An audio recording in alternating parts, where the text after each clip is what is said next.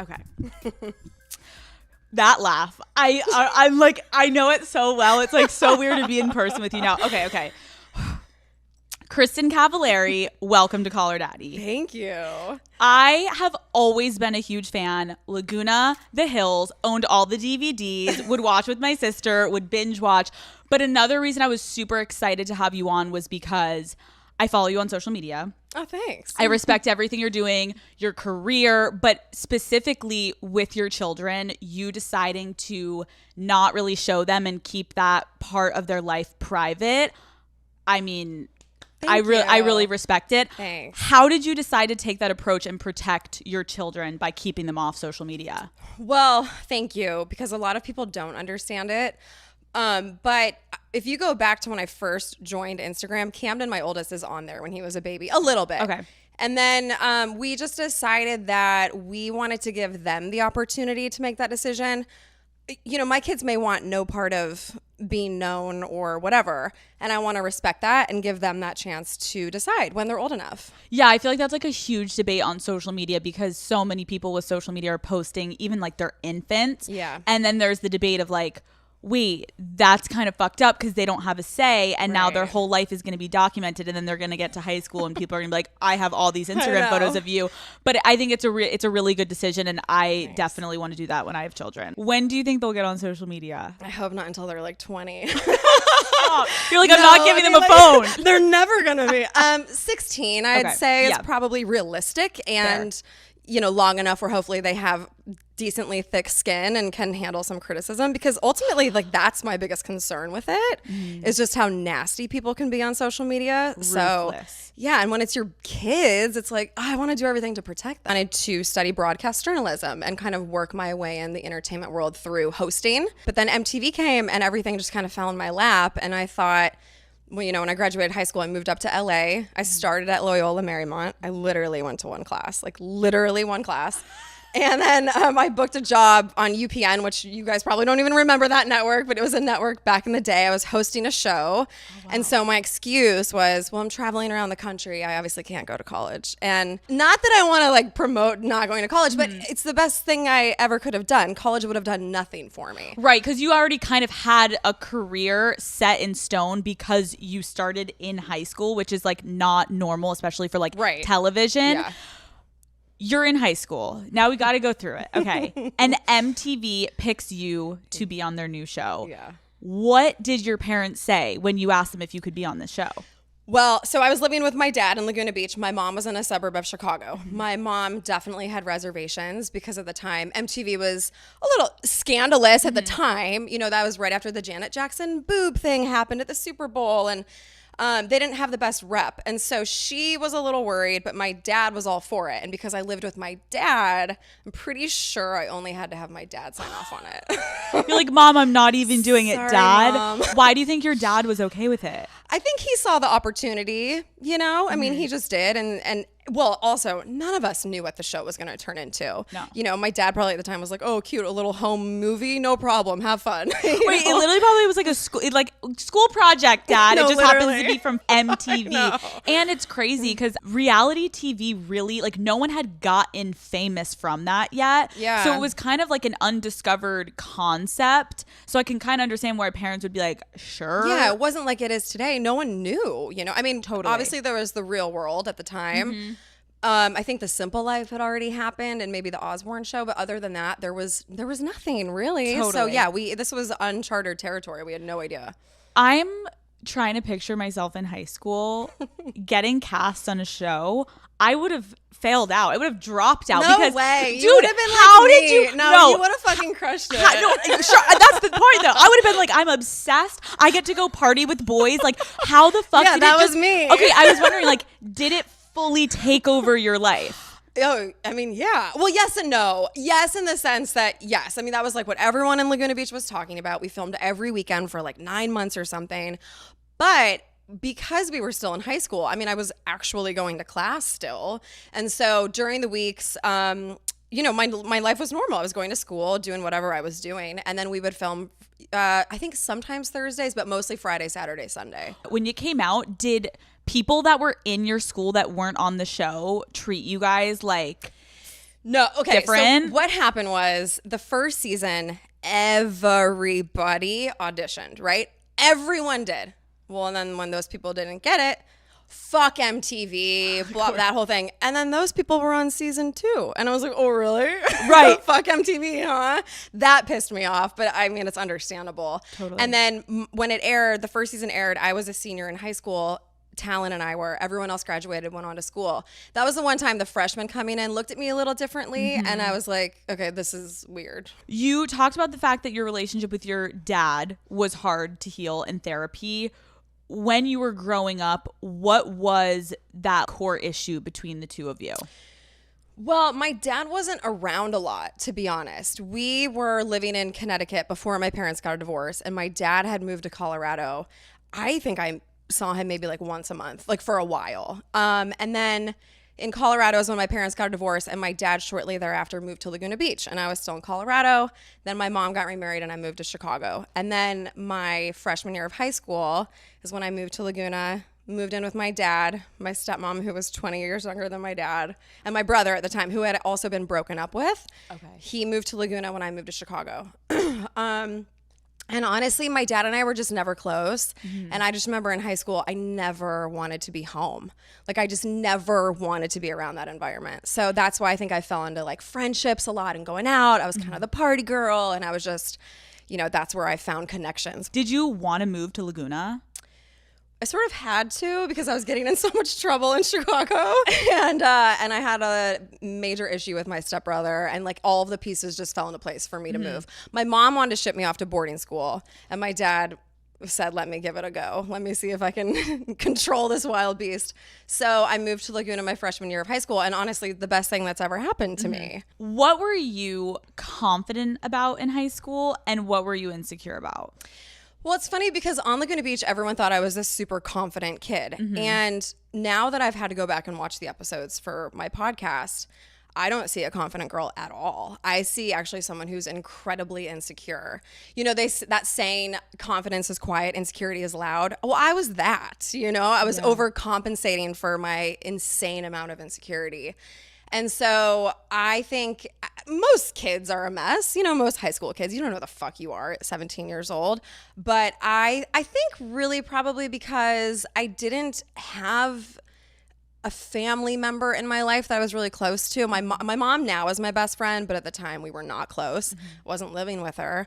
I never wanted to be home. So I think that was probably a large part of it for me. That is really interesting, because I think like watching it back, sometimes when you're in your head about whatever your insecurity is for you, you're like, I kind of feel like I'm alone out here doing my fucking thing. You kind of just have to fake it till you make it. Exactly. Was there anything when you were social with your peers that you were insecure about?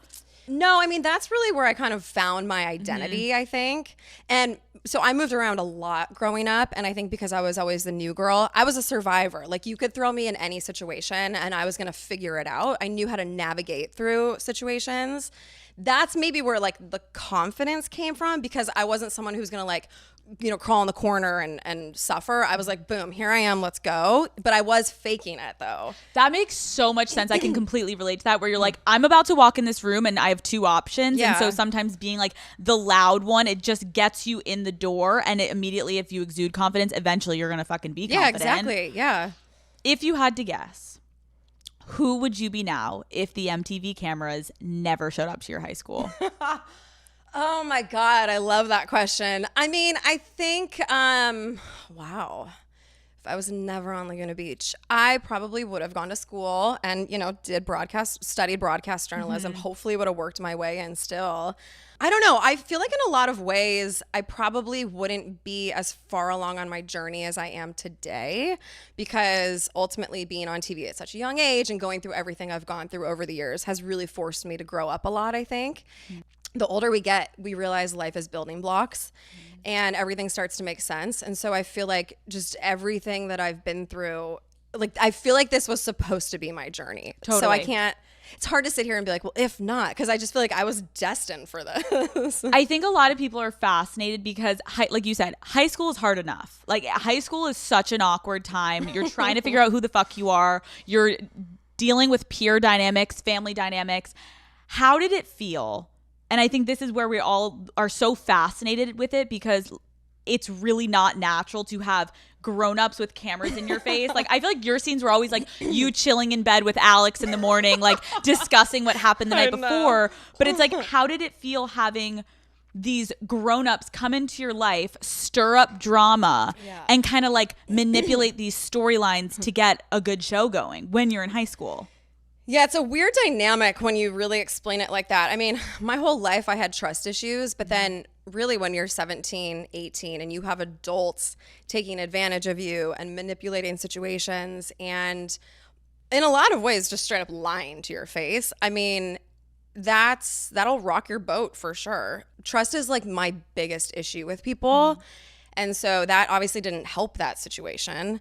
And now that I'm older and I've been on the other side of reality shows, like Very Cavallari, I was an executive producer, which was the best thing for me to end my reality TV career with that experience, because it left a really good taste in my mouth. But it was also really eye-opening to be involved in those conversations of like, oh, these are the storylines we're getting. And no matter what you do, they're going to get the storyline they want. So I understand from a producer's perspective, now that I'm an adult, why they do the things they do. They have a job to do. I get all of that. I just think it's a tricky thing when you're dealing with children. I mean, we were kids, you know, that's where it's like, it's tough. It's really tough because in one part, it became one of the biggest shows. And then on the other end, it's like, yo, you're in high school. That's your life. Yeah. When you say they would lie to your face, can you give us an example of something you remember? Well, so I look at Laguna Beach and the Hills as two very different experiences. Laguna Beach was more just, no one really ever told us what was going on or like what they were trying to do, you know? No one prepared us for what was coming. I just remember one producer in particular, before it aired, saying, well, you know, you can definitely tell that you're not from Laguna Beach. And I was like, oh, okay. Like, what does that mean? And then it came out and I was like, oh, you mean because everyone's going to fucking hate me? And this is so not who I am. You know, but like, I don't know, a bigger heads up would have been nice. How much you guys fucked with me. That kind of stuff. When you say fucked with you, are you saying like they really leaned in to try to make you that villain role? Yeah. Oh, yeah. And that's why I've really loved doing the Back to the Beach podcast with Steven, because we literally go through scene by scene and break it down. And it's been therapeutic for me. It's been eye-opening. It's been really fun also just to break it all down because I'm not emotionally invested in it anymore. Where at the time, I remember Steven being like, that's not how it went down. But I couldn't hear him or believe him because I was so upset about it. And so, yeah, being able to go back and watch it and just get to the bottom of it, I've loved every second of it. When you realized, like, wait, I look like the villain in this, what the fuck did that do to you mentally? I was pretty wrecked for a while. I was so upset. I was really upset when I saw the first episode. It was hard. It was you and Lauren Conrad. Mm-hmm. Essentially, the first premise was like you guys fighting over a guy. Yeah. Did you and Lauren... Was it really only over Steven, or were you two just two personalities that probably would have always butt heads regardless of if a guy was involved? Well, we were never friends, but we never fought or anything, you know? And so MTV coming definitely made it a way bigger thing than it ever was. Yeah. And Lauren and Steven did have something, but it was before MTV came. And then, of course, MTV caught wind of that. That was like the only thing they focused on. And in a lot of ways, tried to keep it alive. And that was where I felt really threatened. And so I put up walls. I was all I knew how to do at age 17. Totally. And so, yeah, it goes back to that thing where I was always a survivor. And so if I felt like, you know, threatened and people were like coming after something that was mine, AKA my boyfriend or whatever it was, I was going to get scrappy. I mean, that's just what I knew how to do. I have had many of your now castmates on. I've heard. And being on Laguna Beach and the Hills and getting to like directly interact with Adam DeVello, what was your experience with him? I mean, it was... It was never great. I had my issues with Adam, without a doubt. And again, I mean, I kind of said it earlier, but I understand now as an adult why he did the things he did. It's not that I agree with them, but I mean, he had a job to do. I think my biggest issue with what Adam did was he would create these storylines on the show that were bullshit, but then he would go and feed them to the tabloids. So not only are you living this shit on the show, but then I'm having to answer questions in the tabloids and people are painting this picture of me, which isn't true at all. And again, I get it because the tabloids fueled the show. And, you know, at the end of the day, it's all fine. It's all worked out. But I had my issues with Adam for sure. I don't think he's a good person, but I think he's a great producer. I'm actually kind of upset though because Steven and I were supposed to have him on our podcast and he, you know, had us going around and around and around. And then 2 days before we were supposed to film, he pulled out. And it's just shitty because A, you could have told us up front, and B, he totally opened up my career, right? Started my career. But we also started his career. Like without the cast of season 1 of Laguna Beach, Adam wouldn't be what he is either. So I just felt like, why can't you come on? It's a mutual respect thing. Answer some questions about how the show was created and we'll call it a day. You kind of made him because he had like the format, but if you guys didn't show the fuck up and do your iconic scenes, like there was not going to be a huge media mogul moment for MTV in that category. So it's like, Spencer did talk about what happened with Heidi. Did you know about that? And do you know? No, because that was before I had come on the show. My issue with him was a bribing situation and him creating this storyline that I was doing drugs and was out of control. I partied my ass off in my early 20s. I had a really good time. I don't regret anything. I was never out of control. It was never cause for concern. I was never not showering, which is like what Us Weekly had said, that I needed to go to rehab and all this shit. And so that wasn't cool. I remember that. Yeah, he bribed the girls to call me out on camera for doing drugs with a purse.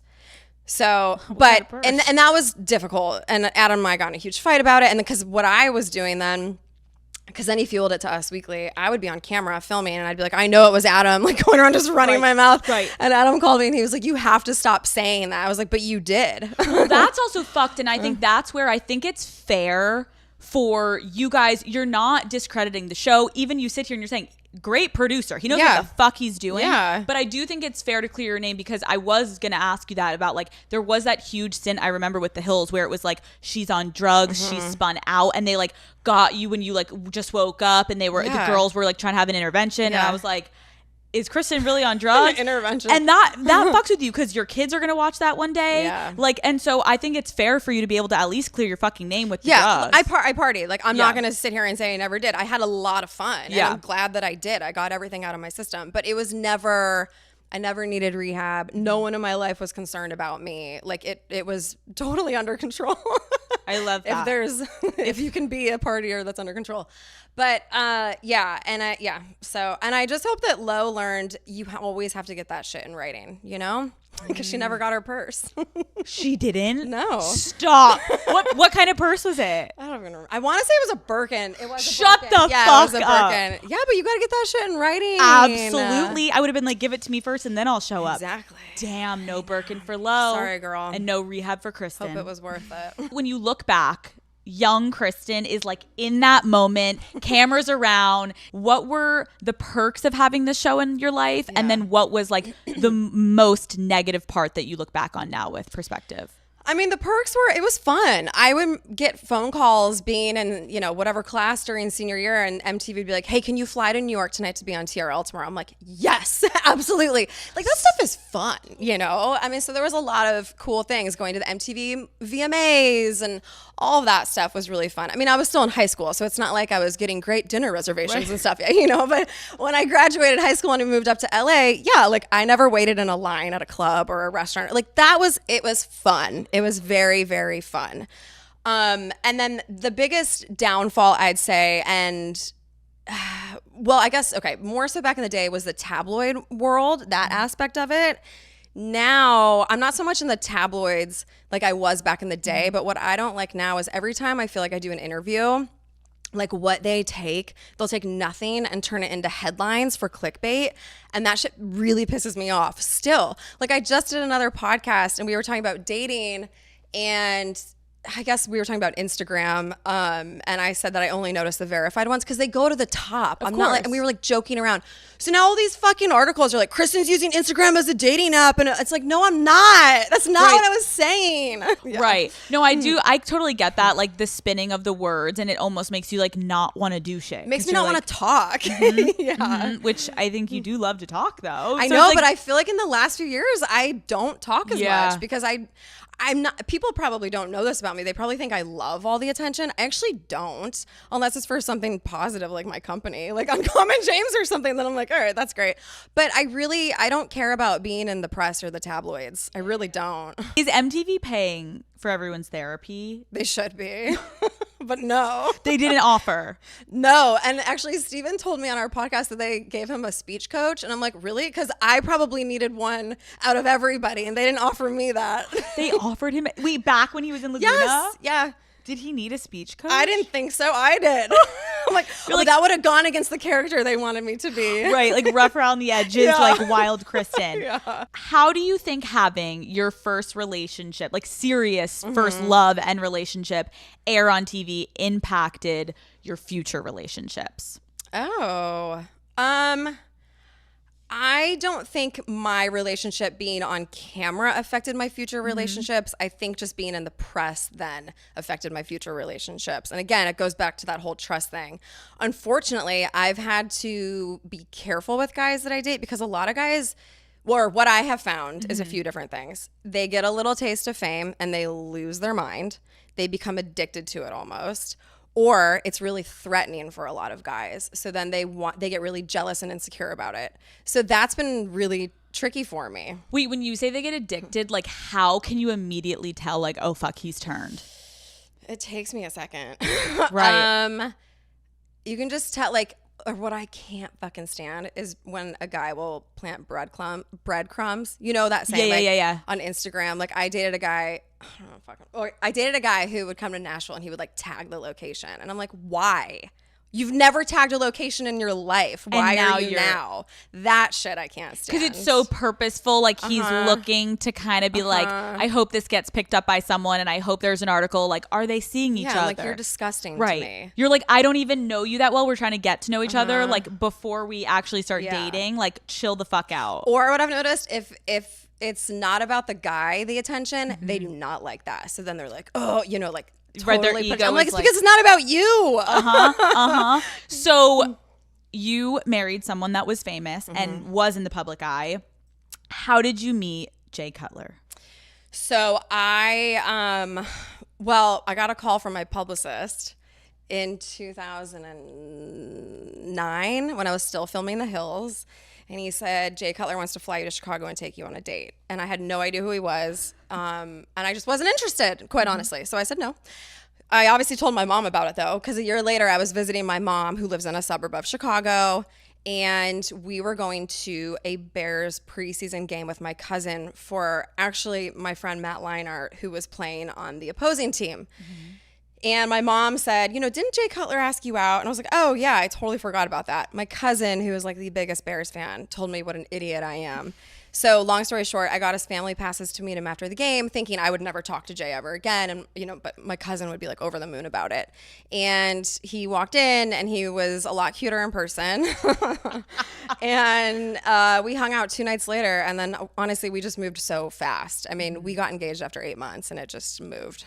What initially attracted you to him? So at the time, I remember my life felt very claustrophobic living in LA. I couldn't leave my house without a million paparazzi every day, and I just was over it. Every guy in LA I felt like was a little bitch, to be completely honest.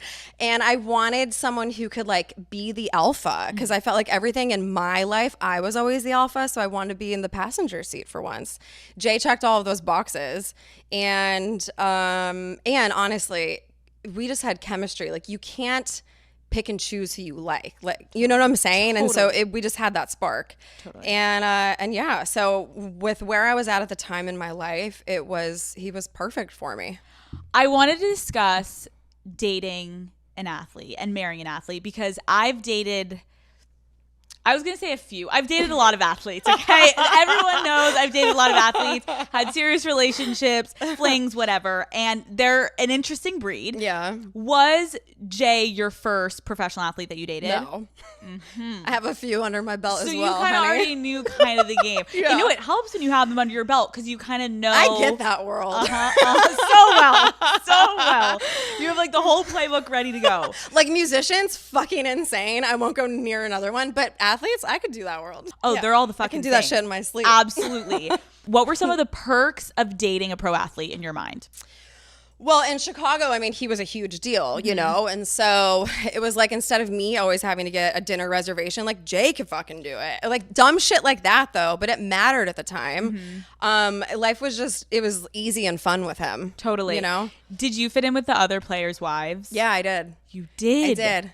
See, I didn't as well because they would want me to go to a luncheon or like There's a lot of that shit, which I wasn't a fan I couldn't of. do. No, but like, yeah, we all got along. You got along. Yeah. But maybe you weren't like at all the luncheons with like the big Oh hat. God, no! I don't think I went to a Bears luncheon until like my last season there with them. I was like, Dude, all right, they I'll would go. always ask me and I'd be like, ladies, I got to go to work. Yeah, and they'd well- be like, but we have a luncheon at noon on Wednesday. Yeah, you're I'm like, sorry.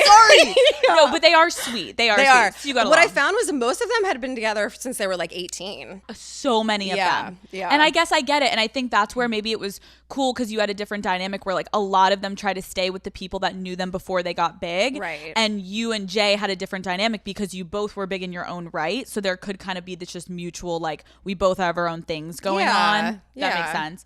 What were some of the hardest aspects of being married to someone whose job is to play football? Well, I mean, I love someone who has their own shit going on, so that was great. But I think the hardest part was watching him get the shit beat out of him week after week. You know, football's a really tough sport, and so that was difficult, especially after we had kids too. You know, then things just become even more serious. But other than that, loved the schedule, loved him traveling, loved him go. Like, please go do you know? Yeah, I also feel like football is like one of the better schedules. 'Cause, It's like, not bad at all. baseball, it's like I'll see you never. Bye. Also, Bye. that's why they have girlfriends in every city. Every Yeah. single Uh-huh. city. They would always call it like road beef. And I was like, excuse me, why are you saying this in front of me? And my boyfriend's friends would always be like, our road beef in like Minnesota. I dated a baseball player who actually sent flowers to me and one of my friends on Valentine's Day. I mean, this is so long ago, but yeah, I was like, oh, Like they have no shame. Cool. No shame. No shame. They're like, what? No, literally, and totally told me he had a girlfriend up in San Francisco. Like, I mean, oh yeah, I was like, oh, okay, well, They have hey, no there's shame. something about the honesty. Like, well, at least Wait, they're like, but like, she's my girlfriend in that city. yeah, You're like, you're here. what? Yeah. Why no? Did you ever worry about Jay's behavior on the road when he was gone? I didn't. And that's why football is actually a good sport because they're gone for one night. They have curfew the night before. It's the night before a game. As soon as the game's over, they get right on a plane and come home. There's no room. There's no, I room mean, for that listen, behavior. they do Yeah. and they have and they will continue to. But at the time, I didn't have any reason to suspect. How did the dynamic of your marriage change once Jay retired? I mean, it actually kind of didn't. And we started very Cavallari right away. And so it didn't. He was just around a lot more. Okay, so you guys were getting to spend more time. A lot more time, yeah. Initially, when you got engaged, you postponed the wedding. You said one of the reasons was you didn't want to be a stay-at-home wife. What made you think that you would have to be staying at home if you got married? I mean, it was so much bigger than that, though. I think I probably said that at the time to like say something and move on. But basically, I called off the engagement the same reason I got a divorce. Same reasons, I should say. And so I guess if there's any takeaway from that is you can't ignore red flags. People don't change. And you got to trust your gut. I was 23 when I met Jay. You know, I was a baby. And at the time in my life, getting married and having kids was the next natural step. I'd gotten everything out of my system. And I don't regret anything at all. And I'm thankful for our time together. But yeah, I just think, you know, now I'm so different dating. I see shit a mile away. And now it's like, no, I'm actually not going to put up with that. Because you know what it is now for me? It's a huge turnoff. Instead of being like, oh, well, you know, maybe he'll change. Maybe we could fix him. It's like, nope. Goodbye. Totally. I don't have time for that anymore. You say it wasn't because of loss of love that you guys got divorced, Yeah. but because you couldn't be in a toxic relationship anymore. What was toxic about it? So here's my only thing. Because I have 3 kids with him, I'm very careful about what I say. If you and I didn't have microphones in front of us, I'd fucking tell you. But, you know, that's their dad. And my oldest Googles us now. And I just want to be very careful. My mom never said anything bad about my dad growing up. And I really respected that. And I want to be that kind of mom.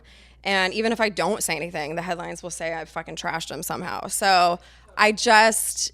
You know, it was toxic. I think period, end of story. That's all I kind of need to say. When did your family and friends realize? Forever. They did? Oh, okay. Because Because I know sometimes you can like try to hide it because okay. I kind of hid it from some of my friends. My Yeah. mom knew every step of the way, and my best friend Stephanie, who's in Chicago.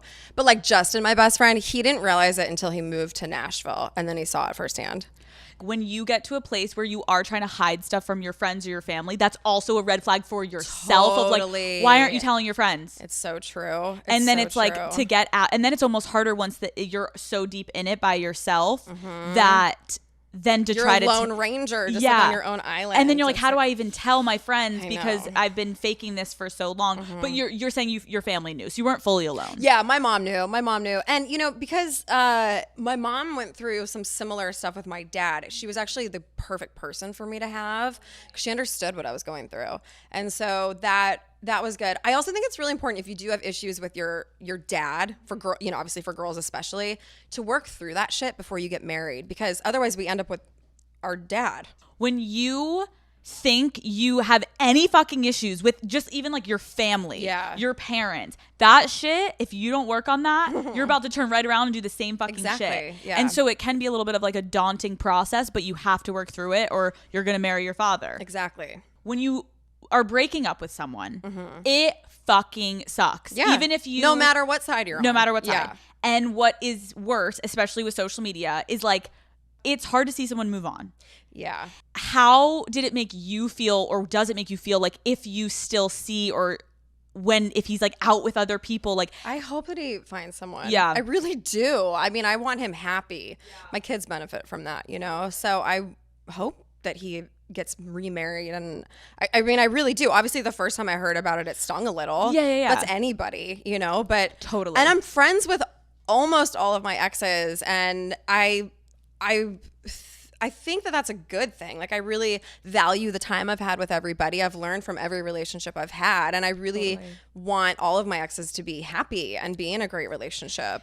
For young women listening, it's fucking hard to end something that, especially I'm sure when you have children, like you have deep ties with someone, there is love there because what you've created, the world you've created with this person. But when you know something's not right for you, how did you like mentally work through ending it officially? Because that it's scary. is hard. It's really scary. I mean, it took me a few years to actually pull the trigger, to be honest. For you, was it just time, or were you finally like, okay, something happened, like now I'm going to do it? No, it was more just time. It was like nothing major happened at the end, you know? It was just time. And I remember always asking my mom, like, well, how am I going to know? And she would be like, you'll just know. And I did. I just kind of knew. And, you know, it's the scariest thing. It's also the saddest thing. I mean, it's so many emotions, but it can also be the best thing, you know? And so I really don't think anything good comes easy, really, like with anything in life. And so, but also you don't want to like just make an impulsive decision either. And I think that's why it's important to write it out. I've also seen couples that have worked through shit and come out on the other side, you know? So, I mean, I think with any relationship, you just have to realize what are deal breakers for you, what's important to you and what's not. And I was really unhappy. I mean, and that was the bottom line. And I was in an unhealthy relationship. And so that to me is not worth it. Also, I didn't want my kids thinking that was normal. And, you know, I wanted them to see me happy and see me eventually, not right now, but eventually see me with someone who really respects me and treats me the way I need to be treated. Okay. You are now recording a Laguna Beach rewatch podcast with your ex-boyfriend in high school. I don't know if I could ever fucking sit down with my ex-boyfriend and be like, and also the fact that you have to rewatch it, I know. it's like, holy fuck. Do you see yourself ever hooking up with Steven again? No, I went to dinner with him almost 2 years ago, and we kissed, which was fun. I mean, we had a couple drinks, and it was just fun, you know? Right. And then I was actually dating someone at the time. You know, I'm just making up for lost time. And so I think that was kind of what the issue was that I was dating someone else, and it just kind of just didn't turn into anything. Do you feel like you guys are like, because you know how everyone's like your first love? Like, do you think there's any way you would explore it again?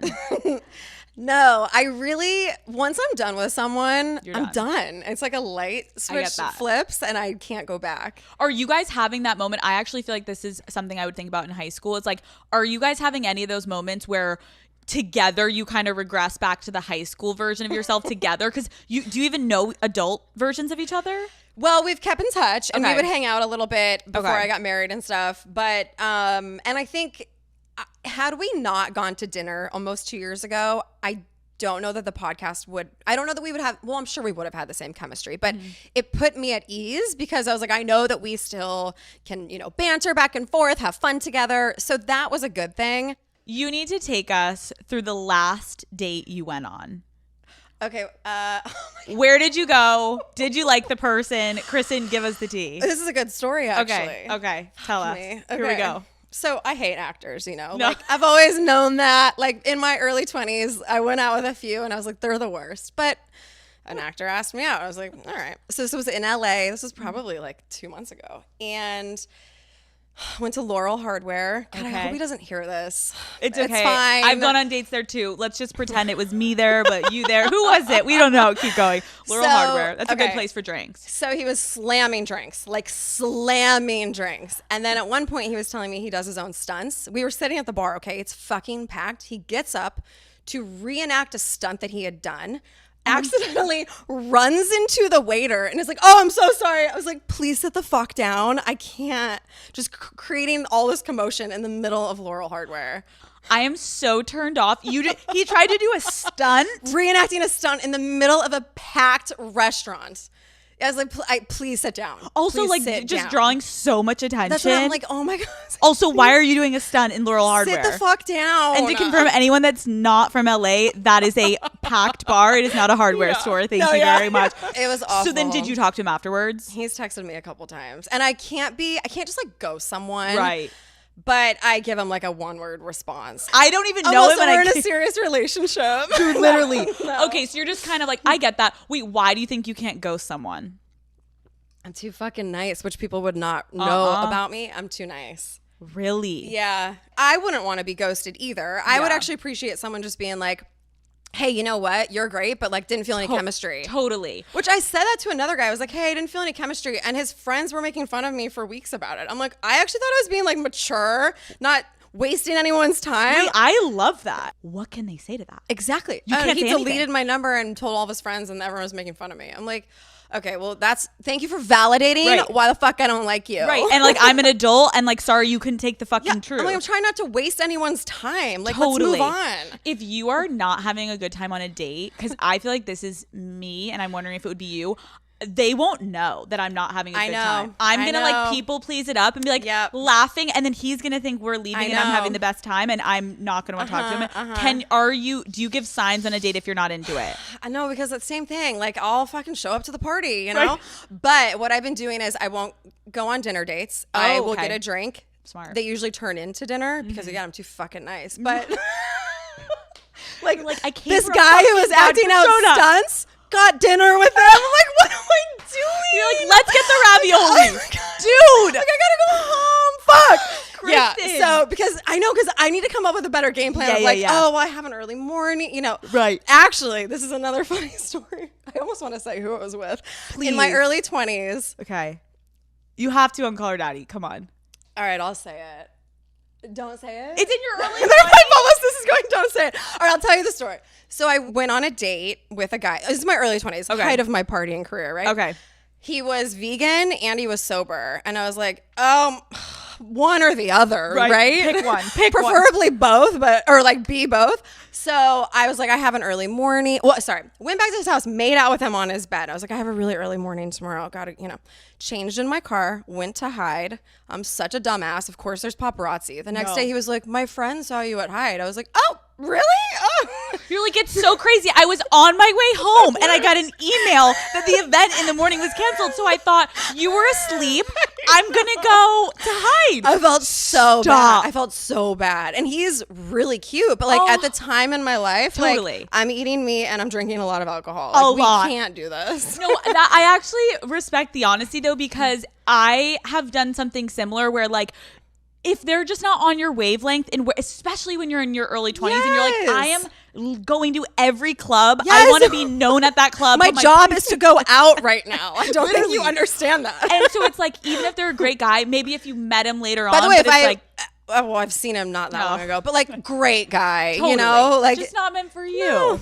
You were more interested in getting fucked up at Hyde, and I wanted to go to Hyde, man. Okay, sloshed. Can you tell us who is the most famous person you've denied?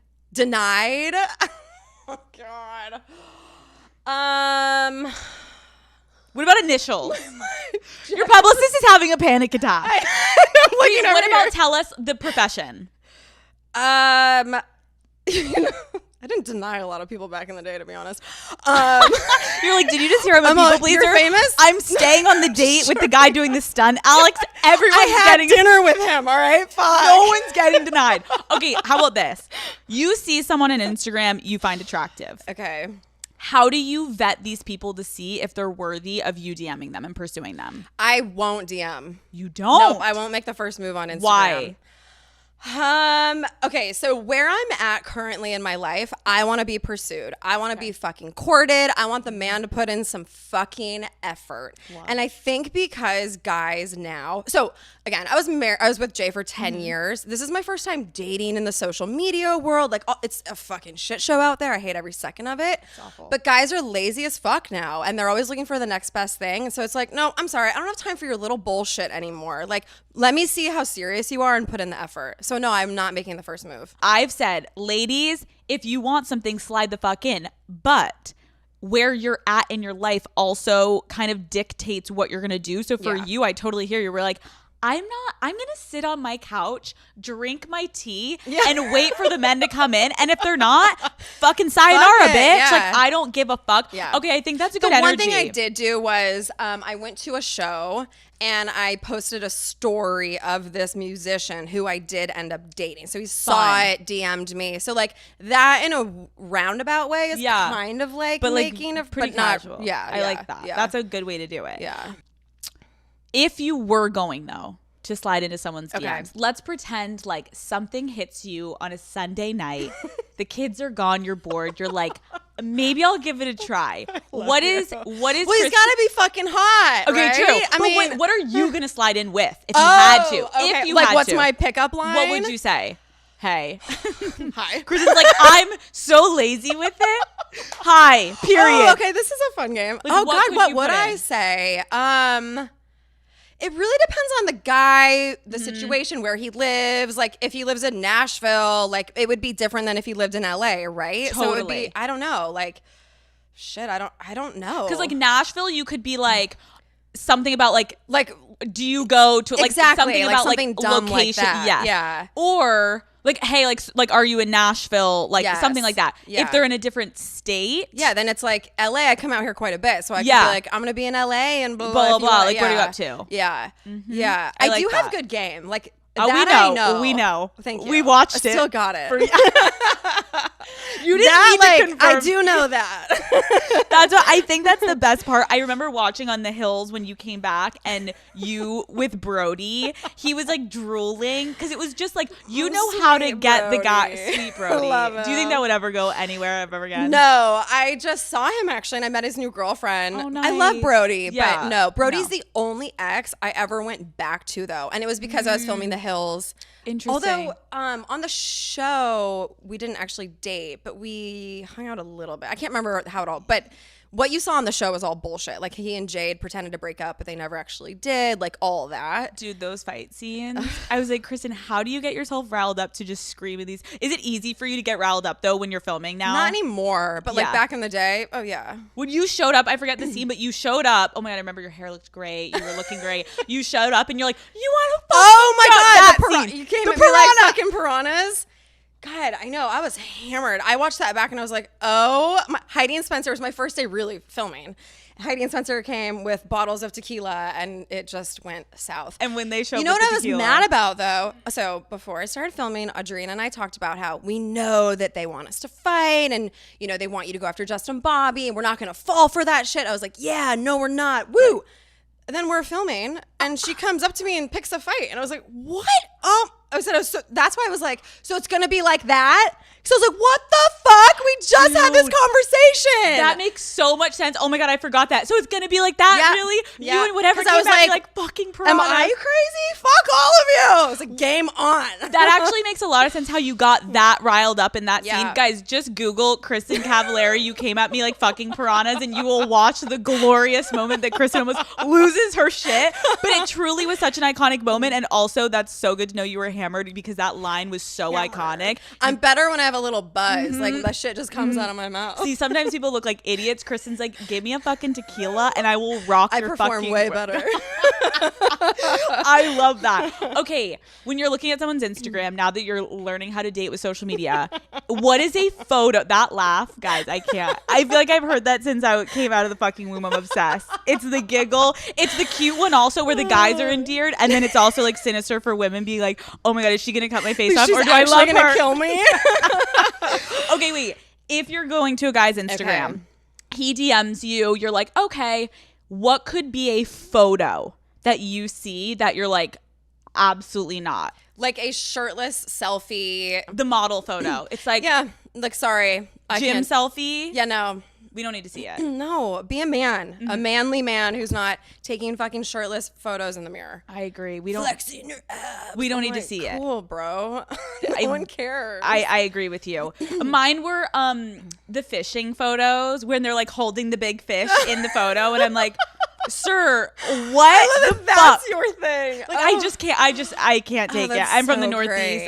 Great. To be honest, I would actually love to find someone who's not on social media, or maybe they have one, but like they really don't post. That's the goal. Like that kind of stuff. That's the goal. Yeah. When I met my boyfriend, and I was like, "What? Show me your Instagram," and he was like, "I don't have one." And I was like, I will marry you. You officially have a second date, buddy. It was that was so nice. You're gonna find it. You're gonna find it. I think so too. Does someone's prior dating history in the industry affect if you're gonna pursue them? I would be lying if I said not at all. But if you've dated some fucking trash buckets, yeah, it kind of stands out. Give us the definition of a trash. Just like a trashy girl. Got it. Yeah, like that. Because then I'm like, why would you be into me? I'm not saying I'm a fucking saint, but you know what I mean. Like, I'm not saying I'm not trashy too, but I have like my own category of mindset. No, but I get what you're saying. If like you can tell the vibe of someone if they're dating someone completely different, like you're like, I have my business, I have my kids, like I don't got time to bullshit. Exactly. Like I'm just at a different phase in my life. The shit I put up with when I was 21 is totally different than I will now. What is a non-negotiable for you now in a potential partner? A non-negotiable is someone who cannot take any accountability and who is insecure. I mean, honestly, I need someone who is so comfortable in their own skin, because that's been the crux of most of my relationships. That makes sense. Yeah. Like you can't, I've had that before too, where it's like, because then it comes to you just constantly having to build them up, and you're like, and they're threatened by everything in my life. Everything. And it's like, I don't have time for that anymore. I can't babysit you. Yeah. Would you date an athlete again? It's not at the top of my list. I'm not looking for one. They like me for some reason. And so I wouldn't rule it out, but I'm not looking for that. And I would love to get, I mean, I'm fucking 35 now. Like, they're all a little young for me now. I've been attracting a lot of guys in their 20s, though. I don't know what that's about. I don't know what's going on. I mean, Kristin. I've just decided, though, like 30s at least, okay? Like, in my perfect mind, I'm like 45, a businessman, not on social media, no one knows the fuck they are.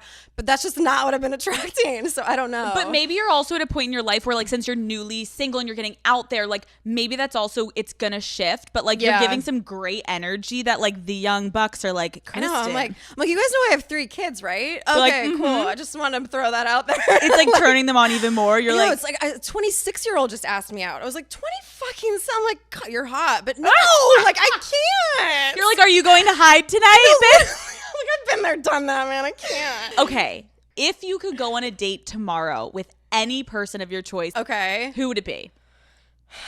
Like maybe celeb Alexander Skarsgård. Is that how you say his name? Who is that? Oh, wait. Google him. Someone Google him, please. Big Little Lies. Yes. I mean, maybe his character wasn't the best in that show, but you know, he's Hot, been in other hot. shit, right? You're like, I don't want to. I'm not base that off of that character. You're like, it's not because of the character. It's because of him. Guys, Like, don't wow, get it you twisted. really worked through your shit. No. Okay, that's a good answer. Okay, as we wrap up, you are everywhere. I feel like when I was prepping for this interview, I'm like, I can't keep up with Kristin Cavallari enough. Do you feel exhausted by the fact that your income and your job is slightly dependent at times on you being in the public eye? Yeah, I do, because honestly, if everything went away, I would be okay. But now that I'm a single woman, especially supporting 3 children, I have to keep my money coming in, right? Mm-hmm. And so, yeah, it's kind of but in the same breath, what I'm doing now, I really love. Like the podcast, for example, I've really enjoyed. And I do feel like because I live in Nashville, I can kind of separate a little bit and I go back to a really normal, peaceful life. And so I actually think I have a really good balance with everything right now. I think that's great. Yeah. And being on TV, sometimes I feel like we get a version of you. Like you said, I just learned that you weren't like the most confident girl in high school. And it's helpful to hear you be able to kind of like debunk those myths about yourself through time. What is something you feel like people don't understand about you that you wish you could just like set straight and they understood like who Kristin Cavallari is? Well, I think there's obviously a lot of sides to my personality. I do have that like fiery go-getter part that I think a lot of people do see. Mm-hmm. I also can be very shy and very reserved. I'm a homebody. I recharge by being quiet and having alone time. And I just think people would be surprised at what a normal life I live. Like people always assume I have chefs and nannies and butlers. It's like, I don't have any of that shit, you know? And so I think, I don't know. I think I'm way more normal than people probably think. No, I love that you're explaining that because I think also like you could be in LA going to all the places, getting paparazzi'd all the time. Yeah. Like it takes someone to like specifically try to like maneuver the world and not be photographed all the time. And there's ways to do it. There is. Yeah, there is. But it's cool that you're like living in Nashville. Because isn't your house like not? Yeah, I'm actually like 35 minutes outside of the city, like out in the country. So you're living a pretty normal life when you're there. Yeah, I am. And the other thing too is like I'm not seeking press. Like obviously I just did this video for my company with Tyler Cameron for Uncommon James, which I knew would get press, but that's different. That's for my company. I'm not like out there trying to like be in the press and be in the media and like only date someone famous. And like I don't think like that. And so, and I think because I am in the press a lot, like, and I actually roll my eyes at that shit. I'm like, how the fuck are they creating a story out of nothing? I actually just had to like talk myself off the ledge the other day because I was like, okay, look at it this way. At least you're being talked about. People care. It's like, you know, I have to just kind of like turn the narrative around in my head because otherwise I'll drive myself insane. Do you think it's helped you though that you have now this brand that like now you're not just fully, it's not all about Kristin and who she's dating and your love life and your social life because that's what it originally was. And now you have something you're like, no, this is my business. Yeah. And this is like something that's completely independent of who I'm dating. Yes. And that's how I can justify it. I'm like, well, if people are talking about me, my company benefits. And so it's all good. It's all good. Totally. Yeah. Kristin, thank you so much for coming on Call Her Daddy. Thanks for having me. You're amazing. Fun. Oh my God. We're going to have to do it again.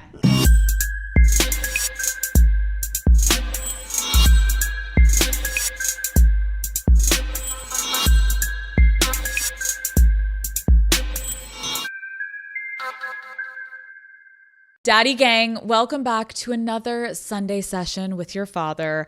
I am so excited to be back with you guys and to spend this lovely, lovely Sunday, just you and me. I woke up this morning to probably one of the best texts that a girl can get from one of her single girlfriends. It was a screenshot of the conversation my friend was having with the guy that she recently started seeing. And she asked me, what should I say? Now, this type of shit is my Super Bowl. Like, in this moment, I'm fucking stretching. I'm warming up my thumbs. I'm asking for more screenshots. I'm like, send me more context. Send me all the things. Like, I'm setting up a game plan in this moment. This is the shit I fucking love. Like, do we want him to ask you out again, right? Like, I'm setting the scene of like, what do we want out of this, right? Like, do we want to start sexting in this moment? Do we need a one-liner to kind of put him in his place? Like, what exactly is our objective here?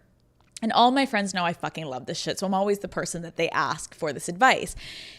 Basically, he had asked her what her plans were for the weekend. So what she needed was for us to kind of craft the perfect answer that made her sound not too available, but it still left a little room for him to like ask her out on another date. And after a few texts back and forth, we successfully secured my friend a Sunday brunch date. And I am now on standby, ready to go for the next texting round. Because here's the thing that I was thinking about and I kind of want to talk about right now is like, as sad as it may be, the truth is texting can genuinely make or break a new potential relationship. That's a fact. This is the day and age that we live in. I know people may fucking hate it. Sometimes I do too, but it's the reality of the situation. If you are texting too much or not texting enough, or he doesn't get your tone or the cadence is off, it can literally make it feel like there is incompatibility and there is an issue that may actually not even exist there in real life, but the texting is the thing that is completely fucking the whole thing up.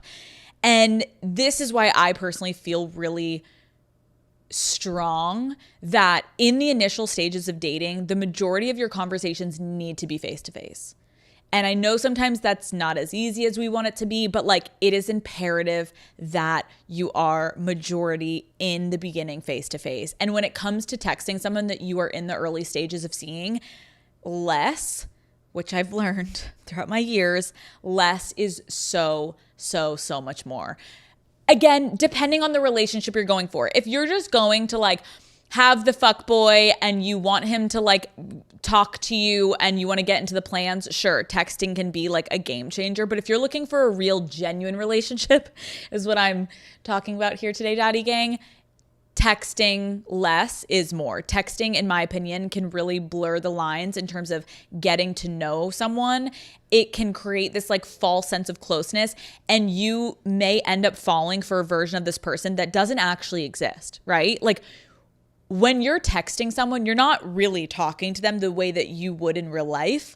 They are curating their side of the conversation. They have time to craft the perfect message back to you. There's also a chance that they're not even the one that is sending it. Maybe their best friend, aka me, is the one coming up with the response. And that is actually the fucking person that you're texting. You're not actually texting the person that you had sex with the other night. You're texting their best friend. Which, like, you know, we are one and the same, but that's not the fucking point, okay? In real life, there is a natural flow that tells you if you guys click, right? But over text, you can just never tell if the chemistry is actually real, or is it like, God, we have such good texting banter chemistry. And I know sometimes texting can be a lot, and it can almost feel like the security blanket in the early days of dating, especially, emphasis on especially, before the first date.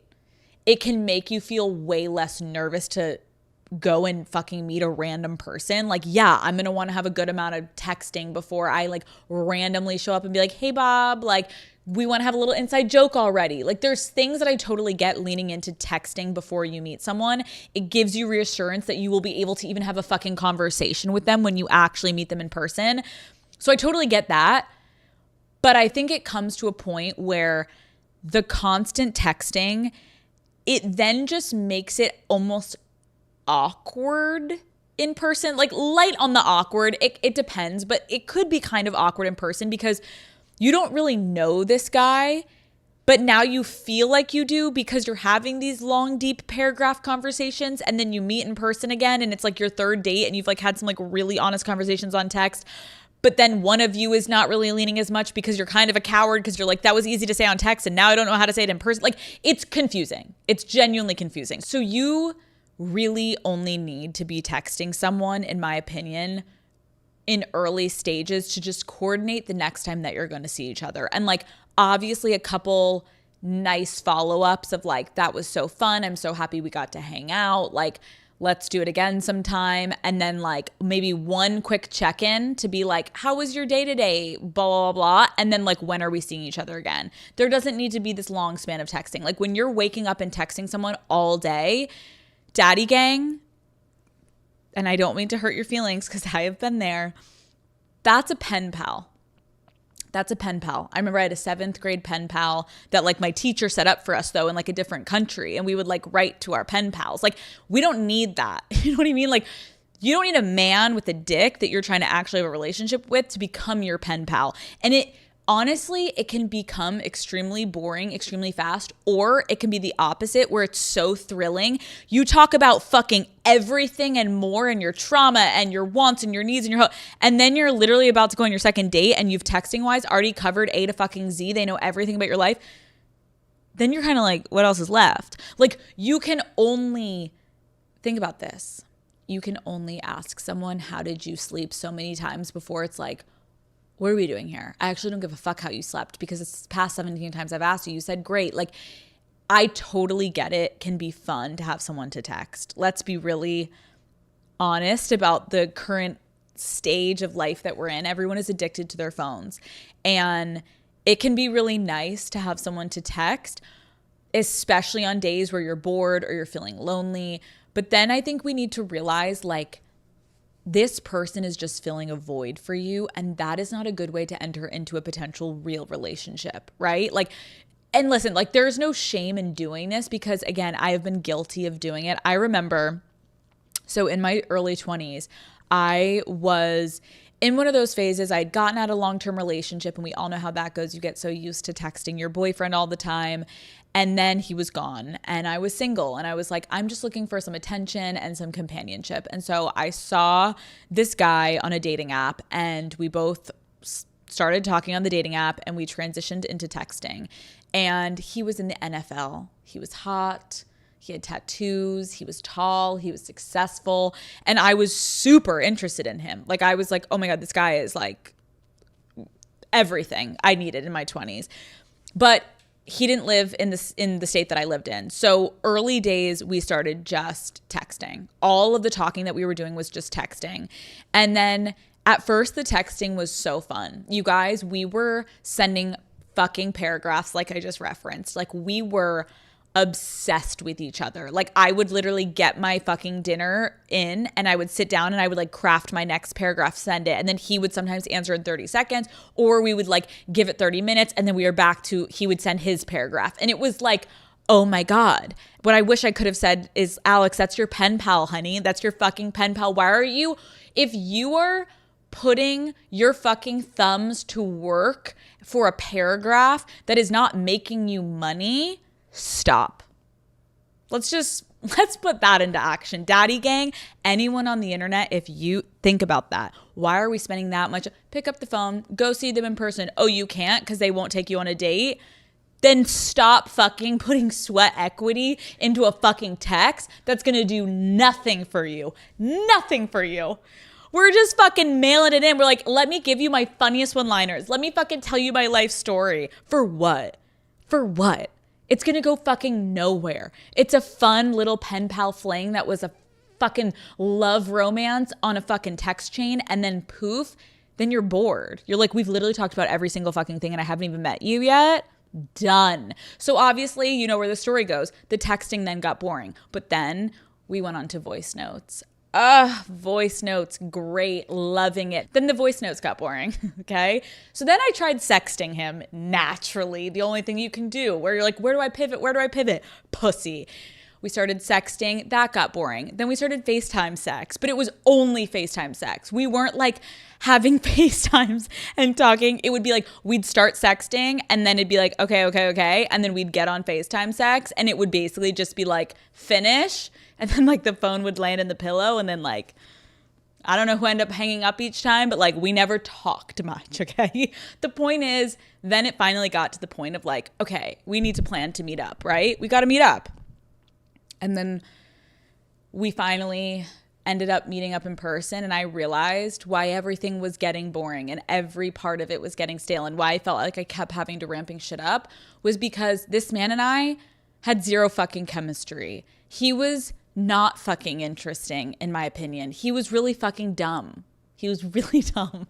And I was glamorizing this man across the country that played in the NFL. And I was like, oh my God, you're stupid. Like, we cannot intellectually connect. And that's fine. Like, that's totally fine. But like, oh my God, how did I last almost 6 months?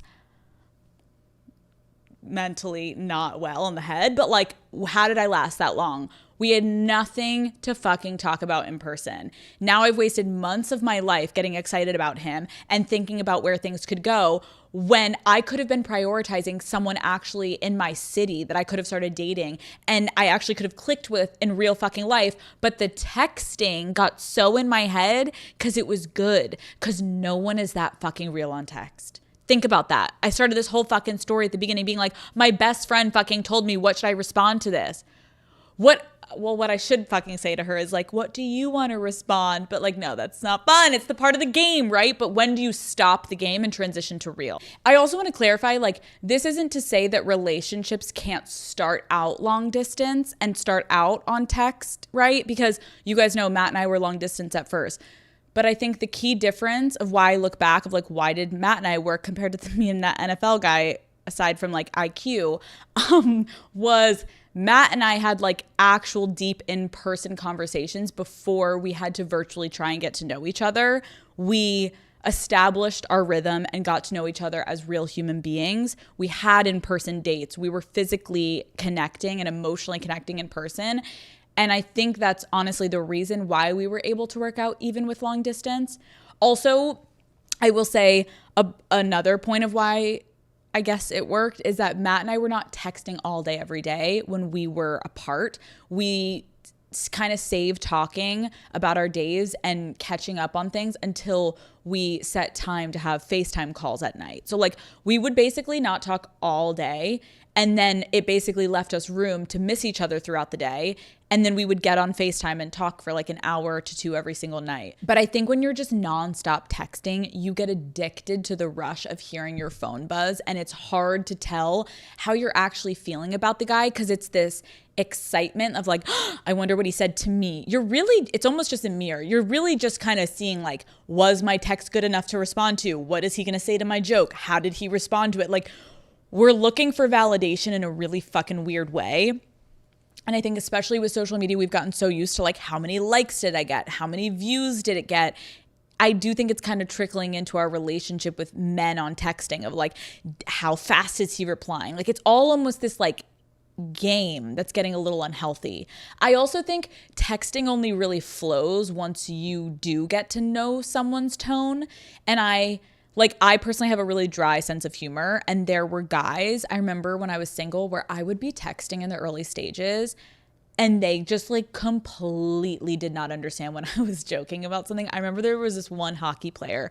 He was a Leo and I was a Leo, and it was like a fucking disaster. And in the beginning days, I was like, oh, I think we're gonna like hate fuck each other because I would send a genuinely funny, sarcastic joke, I thought. And then he would be like, what's your fucking problem? And I was like, oh my God, no. Like, I'm like, it was a joke. And he's like, why is everything a fucking joke to you? And then I would be like, oh my God, like I'm so sorry. I wasn't like joking about that with like your family. Like I thought you had joked about it before. And then meanwhile, I didn't know. He was being like, yeah, I know, I'm kidding. And then I'm literally like about to shit myself being like, this man thinks I'm actually a terrorist.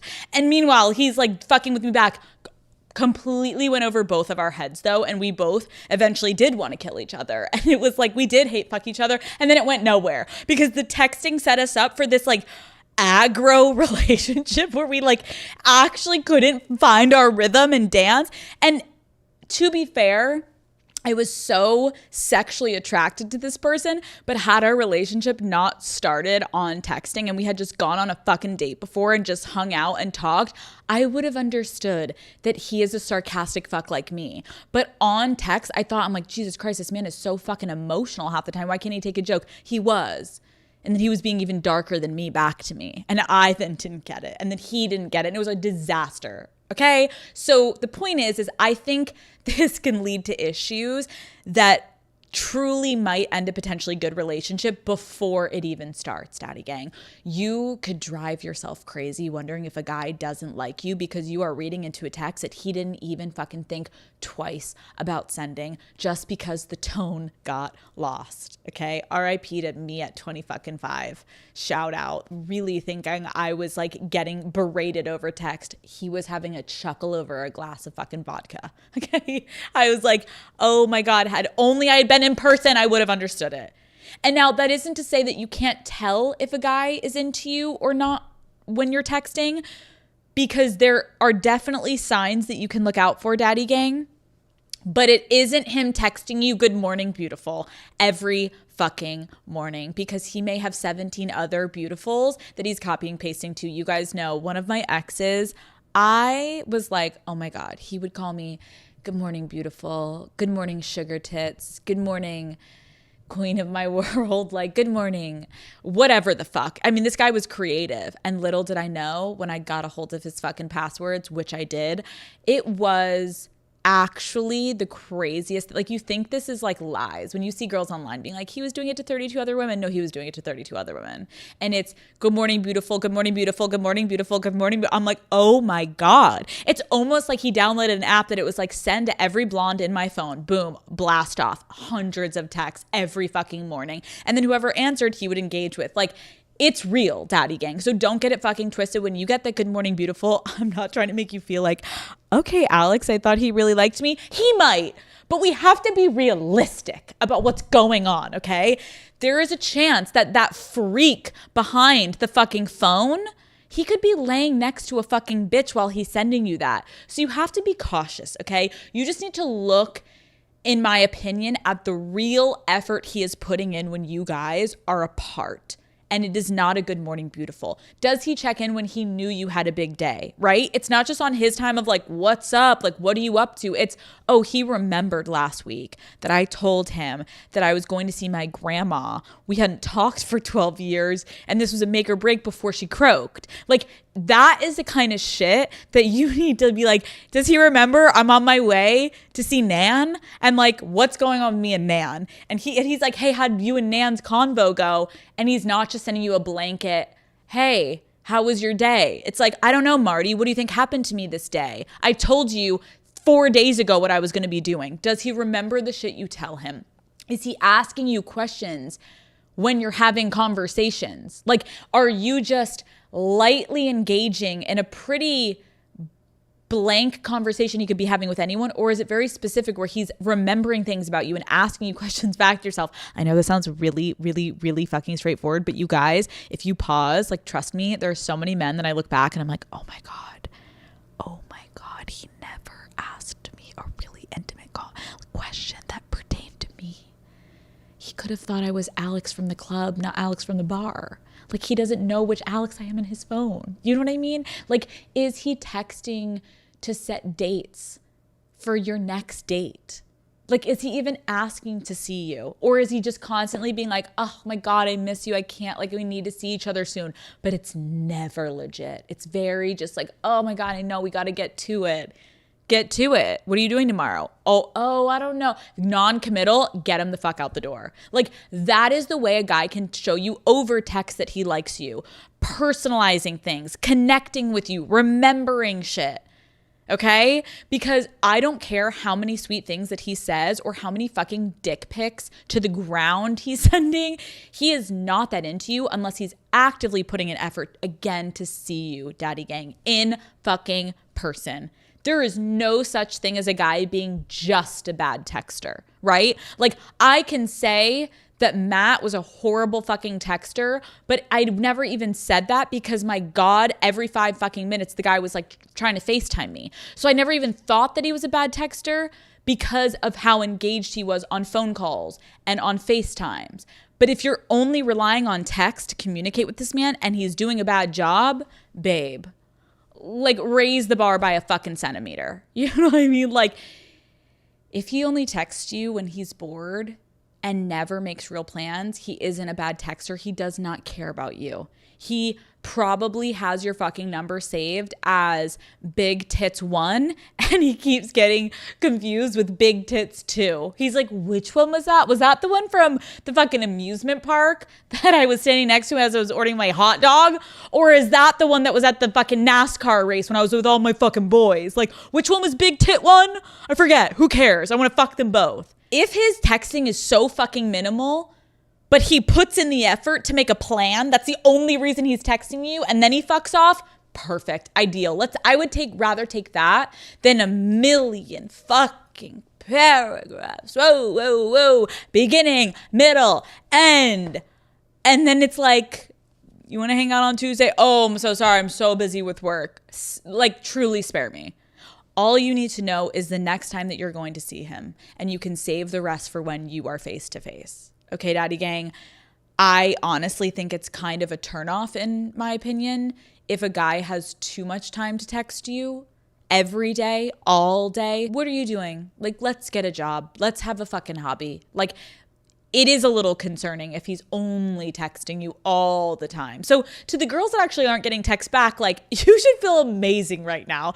You're hopefully fucking guys that have jobs. I'm just kidding. He probably also doesn't like you, but you know what I mean? Like, there's gotta be a balance. So do not double text a man. Don't try to see what he's up to all day. Just put your phone down, go buy a lottery ticket, and see how you feel on your real life dates. Just be busy. Be busy looking for a different guy. Like, when you're at the coffee shop, be busy. Put that phone in your pocket. We're busy looking for a different dick. And if he's texting you, you're busy. We're always busy, okay? How boring if we're just looking at our text all day waiting for him. We're not waiting for him. The biggest thing is just prioritize. You have to get to know each other in person. And if you get to know each other in person, you enjoy each other in person, boom, bada bang, we're good.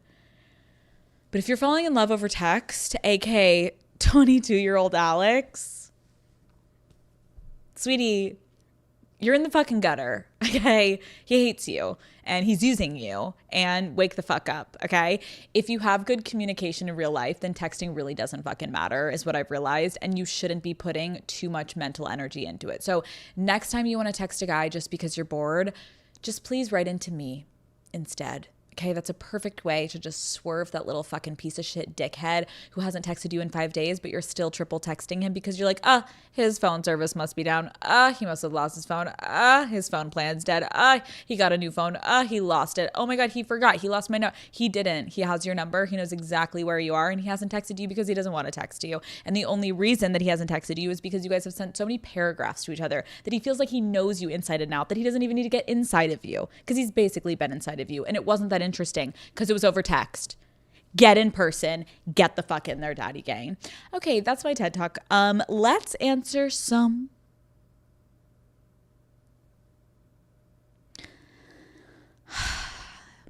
Let's answer some, yeah. I wanna go on a ride. I wanna go to a place. I feel free. I wanna go to a place that has escargot. I wanna go to a place that has men who look at me with their cigarettes and wanna fuck me upside down in the Eiffel Tower. I wanna go to a little place I like to call questions of the motherfucking chalk down the road, down chalk. I wanna go to Paris. I wanna go to the end of the world for you. I'm gonna text you because I love you and I wanna fuck you. I don't know where this is going. How do I transition to a French accent? I want to go to a little place I'd like to fucking go. Questions of the motherfucking week. Questions of the motherfucking week. I'm so sorry. Let me answer some of your questions. Here we go. Call her daddy, cozy, quality time. Let's relax. And so we found a weekend for a girls trip, and naturally our next step was Airbnb to find the perfect house for all of us to just unwind and be able to spend time together. And staying in a house with your friends, in my opinion, it completely changes the vibe of the whole trip and it makes it more special. You can get to know the neighborhood together. You can go find your favorite coffee shops. Second, I just love feeling like roommates living in the same city together. Like all of my friends and I don't live in the same place. So when we get to stay in a house, it makes me kind of feel like we're in college again. Staying like locals also, I feel like helps you feel immersed wherever you are. And getting an Airbnb is the best way to not only explore a new city, but have a new space in that city. I love that Airbnb has something for everyone because my friends and I, there's a lot of different things that we're looking for when it comes to finding the right home, right? Some people want a big kitchen to cook in. Not me. Don't even care if there's a kitchen. Others want proximity to the beach. And then others want to make sure that they can bring their dogs and it's dog friendly. Do you know what I mean? Also, I want a hot tub. Love a hot tub. We have had so much fun going through Airbnb's guest favorites and sending each other ideas of homes. Like, do you want a cozy cottage with a porch? Do you want this luxe apartment with a disco ball? We did see one with that. Do you want to stay in like this crazy place that kind of like looks like a tree house? Regardless, our group chat was popping off with everyone sending different houses until we finally found the place that truly fits everyone's. And I was like, I'm booking it, girls. So we ended up picking a spot with a big couch by a fireplace. And I also know the wine conversations that on that couch in those pajamas are going to be unmatched. And we'll probably make it here on a solo episode of Call Her Daddy. So whatever your travel priorities are, they can be taken care of with an Airbnb. Do you want a big kitchen, a gym, somewhere you can bring your dog? Airbnb, it's my favorite way to travel, hands down. Call Her Daddy is brought to you by White Claw.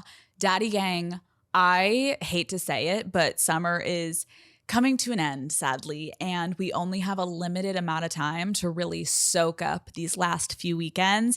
And you know what that means? No more sitting around and waiting for someone else to make the plans. We have to be the ones to get out there, okay? It is time to make moves. We only have 13 weekends of summer left. It's really honestly really sad. So bring the plan and bring a pack of White Claws along with you. I recently planned a barbecue with some of my friends and my favorite White Claw variety pack is ready to go. The pack with peach, passion fruit, watermelon, and lemon. It's like a little summer flavor roulette, right? Every time you reach one, you put your hand in the box, you're like, ooh, what am I going to get now? Boom, I got a watermelon. I love them all, but I'm personally obsessed with the watermelon flavor. I can't stop drinking it. She's fresh, she's juicy, she's kind of carefree, you know, which is the vibe that I'm going for all summer. I'm just so relaxed. Nothing can bother me. Nothing can faze me. My friends also loved sampling all of the flavors as we hung out and we were catching up. The variety packs truly have something for everyone. So take control of these last few weekends of summer, Daddy Gang. Don't wait for the invite. Be the invite and be the person that brings the White Claws with you. Pick up a pack of White Claw from your favorite local spot and grab life by the claw with your favorite flavor this summer. Please drink responsibly. Hard seltzer with flavors. White Claw Seltzer Works, Chicago, Illinois. Question 1. Hi, Alex. I cheated on my ex during a year abroad. I know it was wrong, but we weren't right for each other and I was young and immature. Now I've been with my current boyfriend for almost 4 years. He knows everything about me except this. I'm not sure if I should tell him. Part of me feels like I want to be fully honest, but I'm worried about how this might affect us. What do you think I should do? Whoa. Okay. You should absolutely not tell him. Like, not because I'm encouraging secrecy within a relationship. I just feel like here's why you would tell him is if you just started dating this man, you guys are getting serious and you're getting to the point in your relationship, as most relationships should, which I encourage everyone to do, is you start talking about your past, because when you are about to take the next step in a relationship and get more serious, you want to understand who someone has been with and what were things that hurt them and things that worked for them and things that they never want to repeat or whatever. And if your boyfriend at the time was like, have you ever cheated? That would have been the right time to be like, yes, and I regret it so much and blah, blah, blah, blah, and tell the story. But babe, you're 4 years into dating this man. From what you've written, he hasn't brought this up. He hasn't asked you. So my fear for you is you are having this level of guilt for whatever reason this is coming back up for you. And you're almost feeling like you need to tell him for whatever that guilt is bringing up. My problem with that is like, put yourself in his shoes. Imagine one day he's fucking making you avocado toast and you're just like, hey, I just wanted to let you know because like I never told you this and I want to be honest with you. Like, I cheated on my last boyfriend. He'd be like trying to like finish spreading the avocado and he's like, okay. And it's like, well, I just want to be honest with you because I know like I never told you that I had cheated before.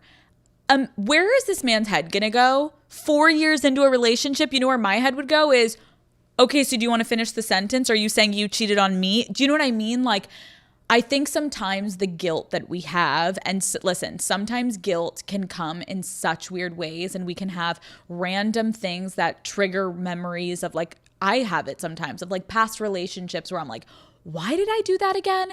That has nothing to do with Matt.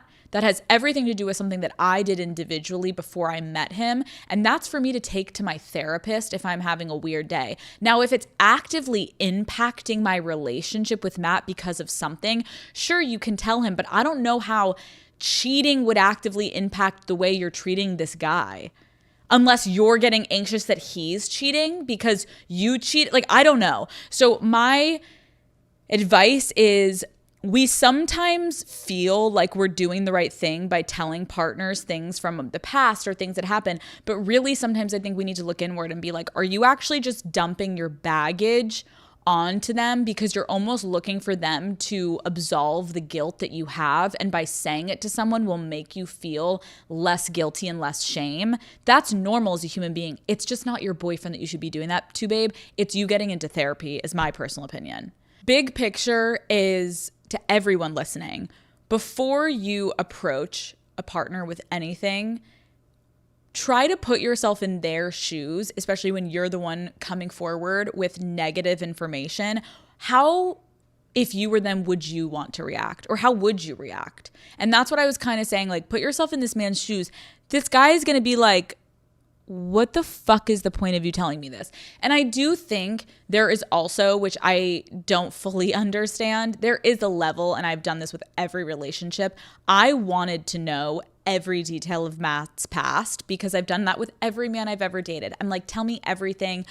So I would have known, had Matt cheated, had Matt done this. I know everything about Matt because I've grilled him to the core before I actually got into a serious relationship with this man. And he kind of like wanted to know about my past, but not as much as I wanted to know about his. The time to have told him this was in the beginning stage when it was appropriate to give him that information. It is no longer appropriate to give him that information. So, case closed. Okay, next question. Hey Alex, I'm in a weird situation. My best friend offered to watch my dog while I was out of town. She lives out of state, so I bought her a flight for her to come stay at my beach house for the week. 2 days into her stay, she texted me that her brand new boyfriend was able to get off work and fly down to stay with her at my place. I had never met this man, and she never asked if this was okay. I later found out via my Ring camera that they left my front door unlocked the whole weekend, probably because there was only one key for the two of them. I live in a popular beach town, so this is not okay. I'm so mad, but I don't know how to approach this with her, especially since she was technically doing me a favor staying there. Wow. Okay. There's a lot to unpack here. One, that is so valid for you to be upset. I think there must be a lot of confusion on your part, which I want to just kind of like vindicate you from, is technically you were asking her to do you a favor. So whenever you're asking someone to do a favor for you, yes, you're going to be a little bit more lenient. You're like, oh, I can understand, but pause. It's actually not a favor anymore because you bought this girl a flight. She's staying in this gorgeous beach town, and then she invites this new guy that she's seeing. So you basically paid for her to have a nice free vacation on your dime, and she couldn't basically do the one thing that you were asking her to do, which is like make sure your dog was safe. Although your dog ended up being safe, you're watching physically, your front door is not being locked. All of these things are happening. You're finding out that she brought a guy without fully asking you on your Ring camera. Like, I can only imagine the level of like kind of like that like gross feeling of like betrayal and being like kind of violated. Like I can only imagine as you're gone, you're watching your Ring cameras and you're like creeping on your best friend, but you're in my house and you're watching my dog. Like, I don't like, she put you in a position that you shouldn't have had to be in. That's point blank. You should not have had to feel like the creepy person, like watching her over Ring camera. That's your property that she is staying in and she's taking advantage of. So full stop. I'm so sorry. What I want to kind of back up a little bit here of too is like, you said this is your best friend. And so I hate to even like validate her at all, but I think any girl, and we hate to admit it, but we've all been there, where we are not ourselves when we start to fall in love. Like,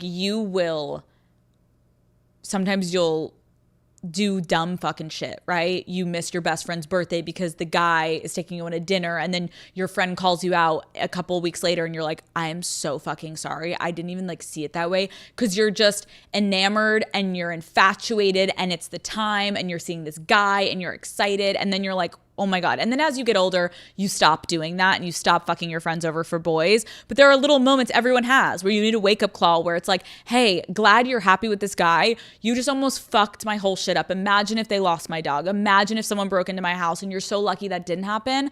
But it could have, the way that you were treating my situation. So my advice to you is I would text her and say, hey, can we find time to get on the phone? I want to talk about this past weekend or this past week or when you were staying at my house. And I think you get on, and you have to probably be aware, like, she doesn't know what you've seen on the Ring app. And so I think as much as you want to be like, you fucking bitch, like, what the fuck were you doing? The only way she's going to hear you, like anyone will hear someone, is like, you have to kind of go in calm and level headed. And I know that's going to be hard, but I think you approach it and you say, hey, I hate that we're having this conversation. First, I just want to say that, because the reason I trusted you to go to my house and stay at my house and watch my dog is because I trust you more than anyone. And I felt really betrayed, and I felt like a line was crossed, and I was put in a really bad situation when I realized you brought this guy, that you didn't ask me if he could come stay. And then I'm watching my house not be taken care for in the way that I just asked you to do. And I will be honest, I sat there stressed the whole weekend, making sure that my dog wasn't running out because the door is not locked and you're having this like gallivanting fun weekend. But that's not what I asked you to do. And I felt like I was getting taken advantage of, honestly. And I just wanted to give you the chance to kind of like walk me through what happened that weekend, because I'm going to be real. I feel really fucking shitty and like really grossed out about the whole thing. And I can't stop thinking about it. And then you give her the floor. A good friend, what you hope will happen is she is like, I literally am like, I want to throw up right now. I'm so fucking embarrassed and I'm so sorry. I don't know what came over me. I think I thought I could do both. I was like, I'm just going to be sitting here. There's no harm. Like, I like this guy. It will be a perfect time to just like have a fun thing and we can play house together, whatever it be.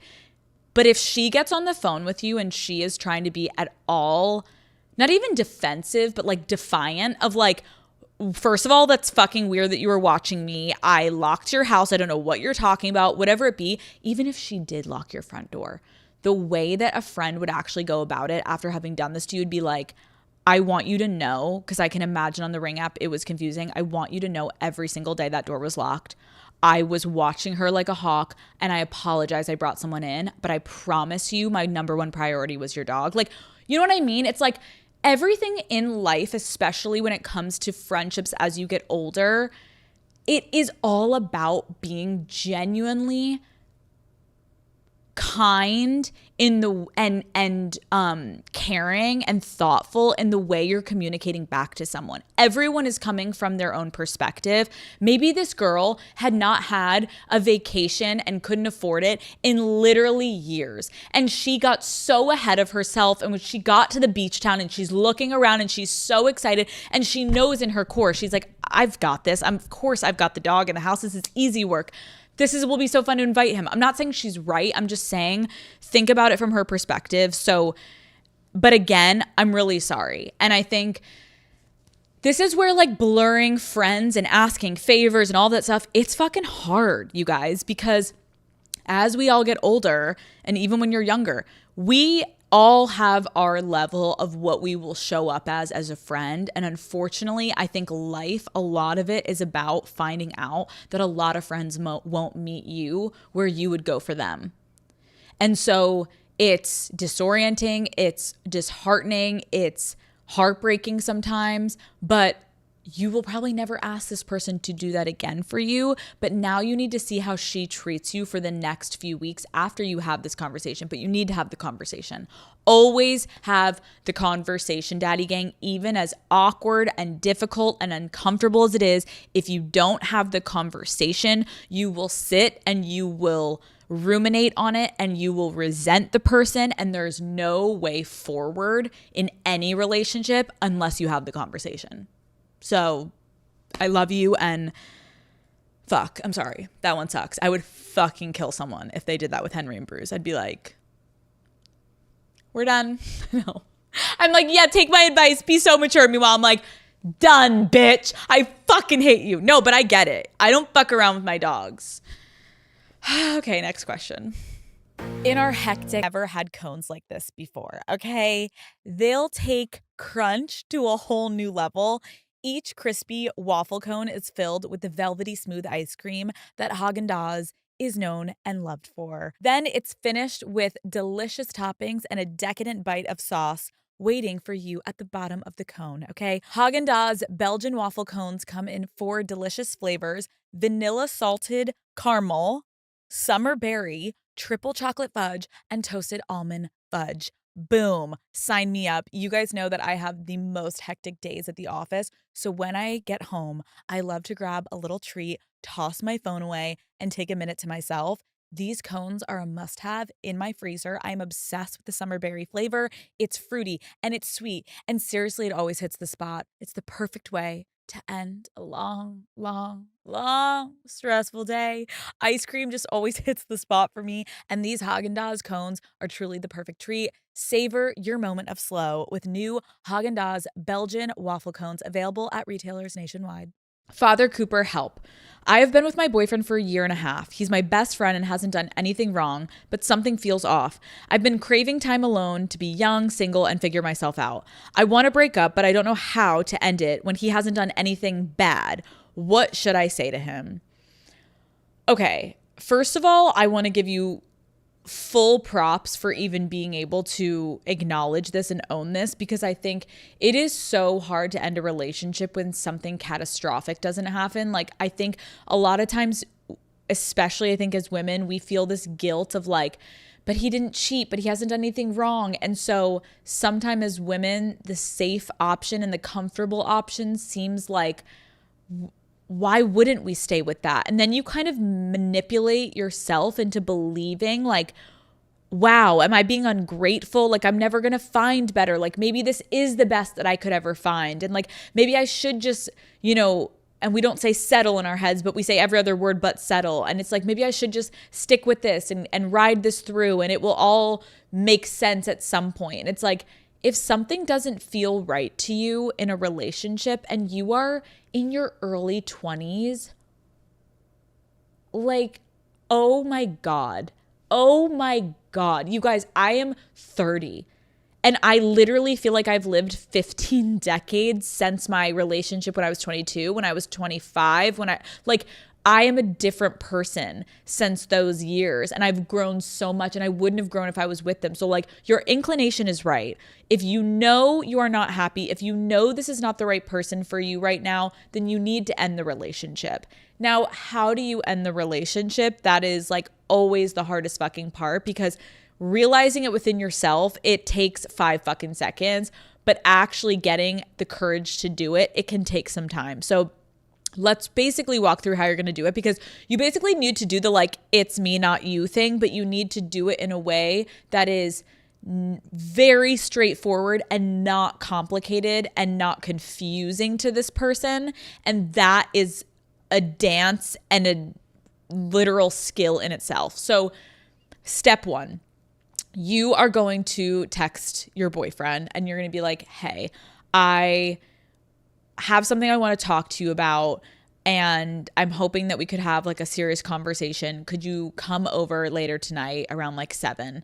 He's immediately going to probably spiral and be like, what is going on? Like, are you breaking up with me? Like, what is happening? And be like, I know this text is like probably like really overwhelming, but like, let's just talk in person. Like, I don't want to go back and forth on text. Like, I really want to have like an honest conversation, but do it in person. Once you get him and he comes in, immediately most men, I feel like every time I've done this with my friends, they're always like, are you breaking up with me? Are you breaking up with me? And you're going to be like, yes, but I need, like, please let me explain myself right now. And what you need to say to him off the bat is, I want you to know that I care so much about you, but I have had this feeling and it has been back and forth and I didn't know what it was for a while, because what you don't want is they always will hold it over your head. Wow, how long have you been thinking about this? Wow, you've thought about this for a year. Like, you want to be very vague on your timeline and just be like, I've had this feeling and I couldn't really locate what it was, and now it's become very clear to me that I am not in this. I'm not in this relationship in the way that I want to be, and that you deserve to have someone to be in a relationship with you more. And the more that I've thought about it, I've realized I'm not ready for a serious relationship that is like, this is my last relationship leading to marriage. Like, I need to learn more about myself. I need to be on my own. I need to be single. I need to explore. Like, I feel like this is not right for me anymore. And you are so amazing and you've been so amazing. And I hate to say this, but like, I just know it's not you. And I know I'm not in love with you. And I'm so fucking sorry. And I can only imagine how much that hurts, but you deserve someone that's going to be in love with you and want to take the next step with you. And I don't know what that looks like for me yet, but I need to go on that journey. Here's where I will pause, Daddy Gang. What I want for everyone knowing when you're entering into breaking up with someone is, you cannot leave the door open in the fucking slightest. And sometimes that means making very uncomfortable, definitive statements. They're not mean statements, but they are very clear, definitive statements. AKA, I am not in love with you. What the fuck is someone going to say to that? And I know even saying it on this podcast, like getting it out, like being like, I'm not in love with you, it's uncomfortable. It's awkward. Sometimes your knee-jerk reaction is to be like, I love you and I care so much about you. No. Imagine you're on the other end of it. How fucking confusing and what a mind fuck for someone that you've been in love with and you're in a relationship is like, I love you. I care about you. Fuck off. Then why weren't we going to be together? So you owe it to the person sitting across from you, if this is an amicable break and they've done nothing bad and it's just you knowing in your heart it's not them, you really owe it to them to not blur the lines, and you owe it to them to be so upfront. As uncomfortable and hurtful as it is, they will be able to then go to bed at night with that in their head of like, but she did say she's not in love with me. Right? Like, where do you go from there? If someone says, you're not my person, I'm not in love with you, I don't feel we're compatible. Literally those 3 to the core, you can't come back from that.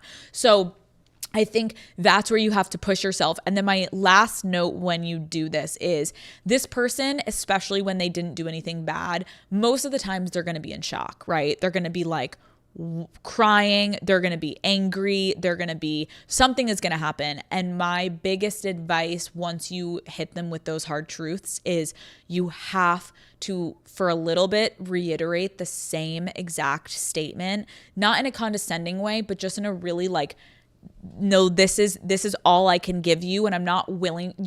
Do not get into the weeds. When you are in a breakup, do not get into the fucking weeds of the details of why things didn't work. It doesn't fucking matter. You're out. Give them enough so they feel like I got some answer, but you don't need to get into the weeds of your relationship, and then you need to leave. And leaving is the hardest part. I've had so many friends, and I've done it myself, where it's like, how was a breakup conversation 3 hours? That can almost be like a closure conversation that comes weeks later if you're going to pick up stuff and you both are like, we know it's over, but hey, just for my soul, like, could I get some answers? Fine.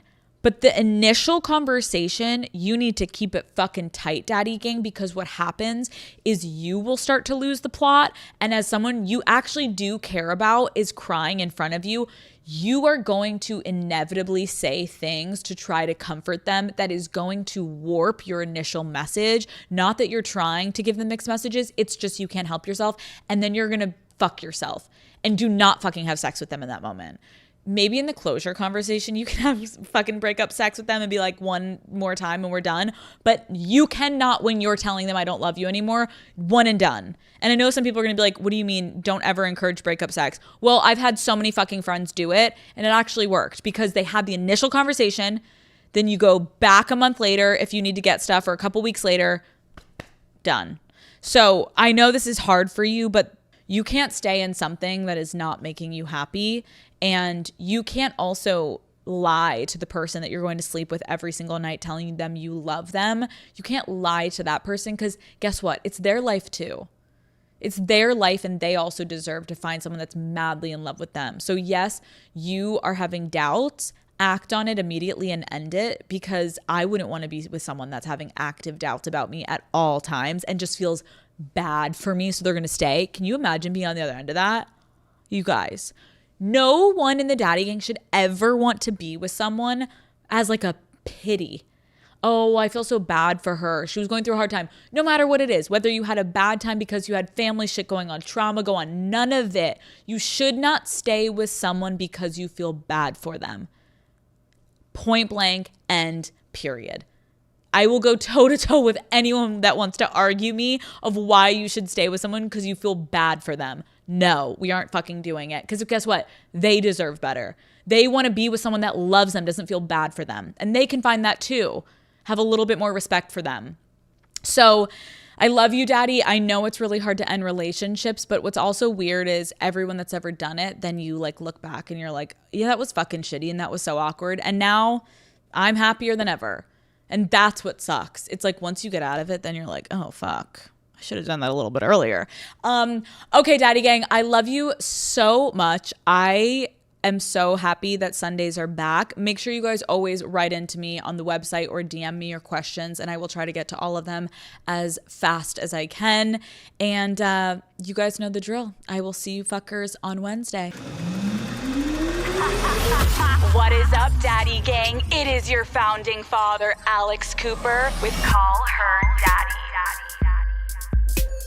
Renee Rapp, welcome back to Call Her Daddy. Thank you. It has been 582 days since you last sat with me on this show. Has it actually? I had someone else do the math, so like... Oh my God, but I think amazing. It's important to highlight. No, I believe it. 582 days since I last saw you, right? I know, I haven't seen you since then. That's so inappropriate. I just watch you through the internet. Me too. I'm just like, go girl, go. No, I'm like, you're getting married, so am I. I'm like, this is awesome. No, I was getting married while you were going through a breakup. Maybe. Needed that. Perfect. Needed. I was like, things are gonna work out, right? Nope. How would you describe that version of yourself back then in 3 words? Oh my God, I was so eager. I was so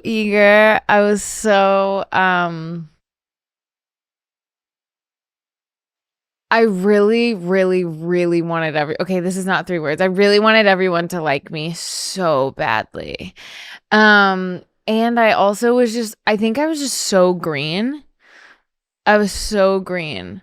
Yeah, I just like was like, I think what people had perceived of me like not caring or not giving a fuck was actually just me being so absolutely thrilled. And I was like, everything is amazing. This is awesome. And then like reality kind of sets in and you're like, wait, this shit kind of sucks. You're like, wait, life kind of hits you in the ass. Dude, it's crazy even hearing you say that, because I remember our interview, like I felt your excitement, but I also could feel you understandably going through that hard moment where you're like, I want to be taken seriously as a singer, but everyone knows me as a fucking actress. Yes. And like, how do I bridge this gap? And so it was 100%. like this energy that you were trying to shift, which is fucking hard to do. So hard. And also like I think there's which you will understand this 100%.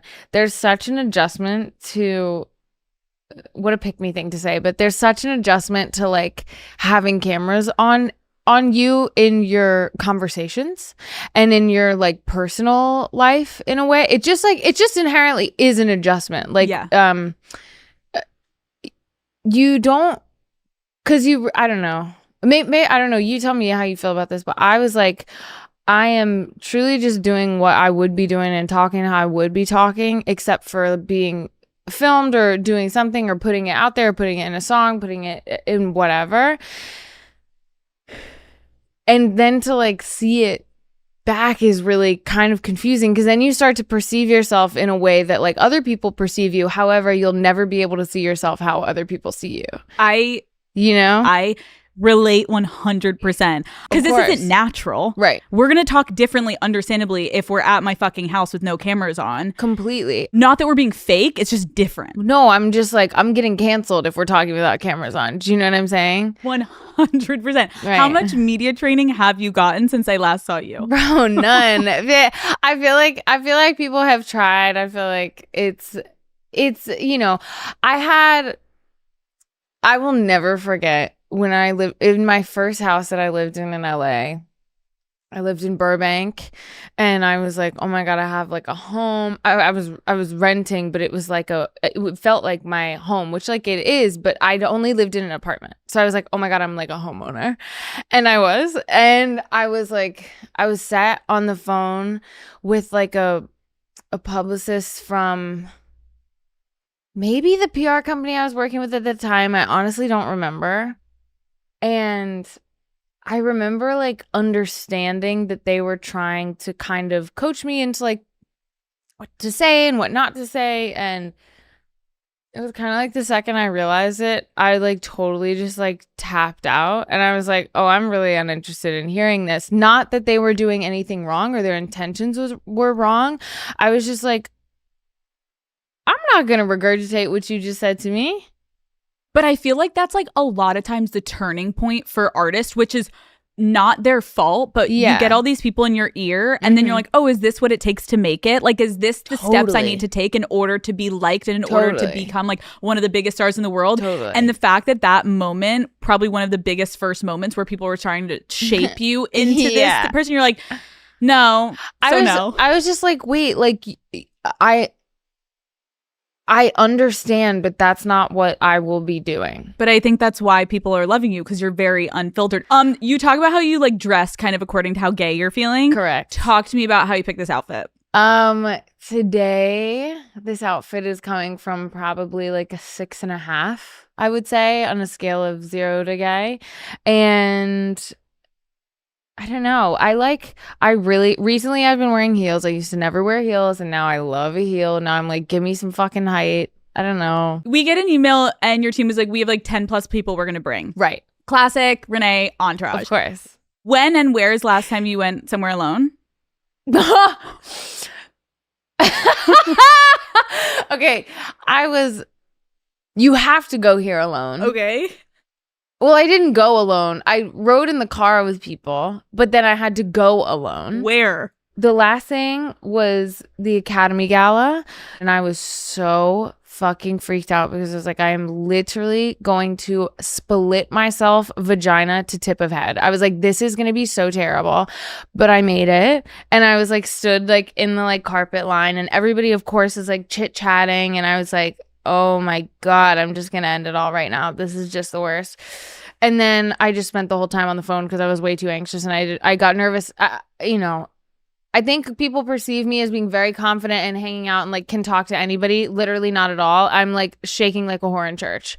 And that's the last time you ever went anywhere alone ever again in your life. That's and Regina George died. No, and that's when Regina George died. It's like it was the only thing I could talk about for the first like fucking 45 minutes being inside. Like I swear to God, I like every single person that I saw, I was like, oh my God, like, how are you? I had to come here by myself. And they're like, yeah, so did I. And I was like, woo, you okay? And they're like, yeah, like, it's definitely weird, but like, I'm okay. They're like, it's like an hour ago at this point. And I was like, yeah, no, totally. I'm over it. You get home, you're sobbing. No, I'm like having a fucking panic attack. You're shaking. No amount of a beta blocker could have prepared me for that. Nothing. Okay. Do you remember who you brought to the studio 2 years ago? I brought a girlfriend of mine 2 years ago.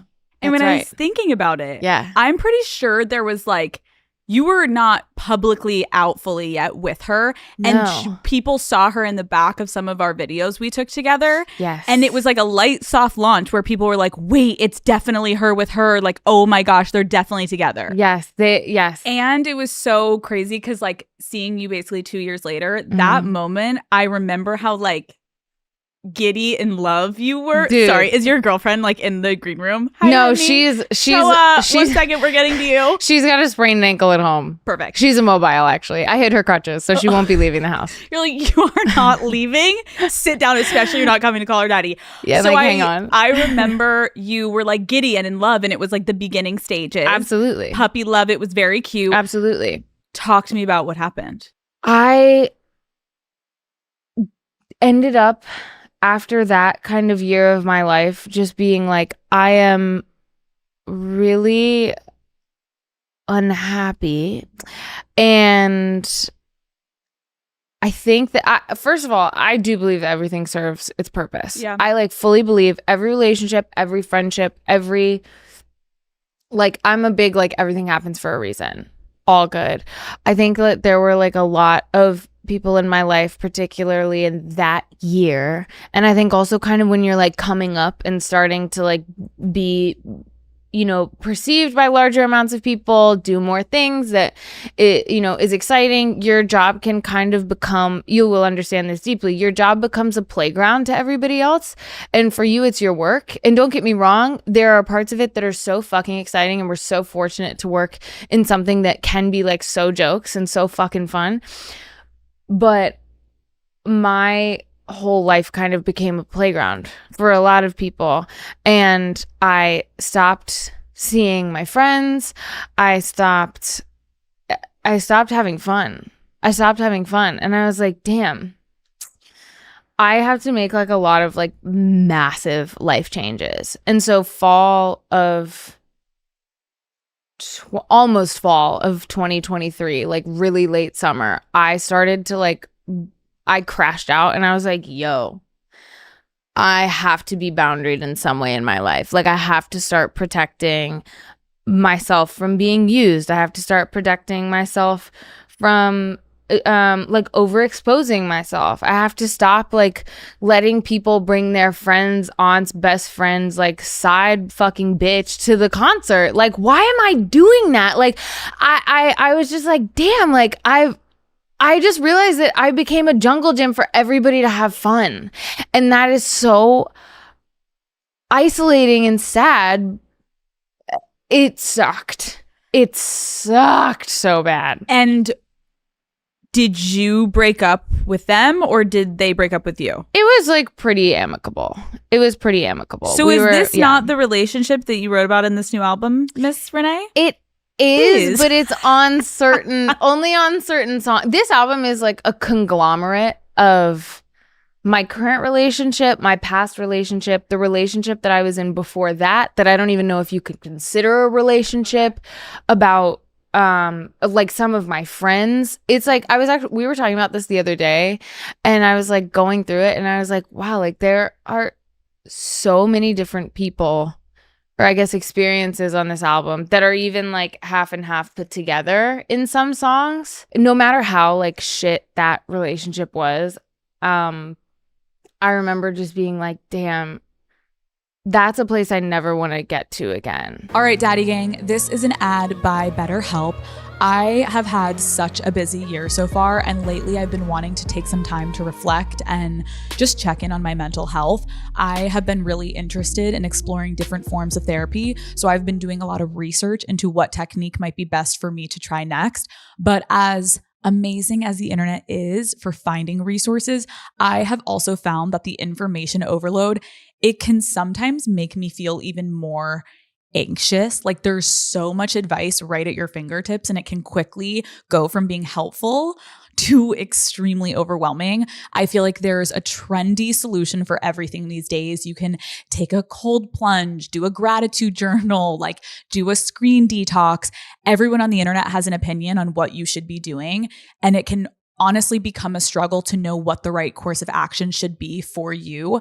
But that is where BetterHelp comes in. BetterHelp offers trusted resources and live therapists to get you personal recommendations that help break through the online noise. With over 30,000 therapists worldwide, BetterHelp is the world's largest online therapy platform, having served over 5 million people globally.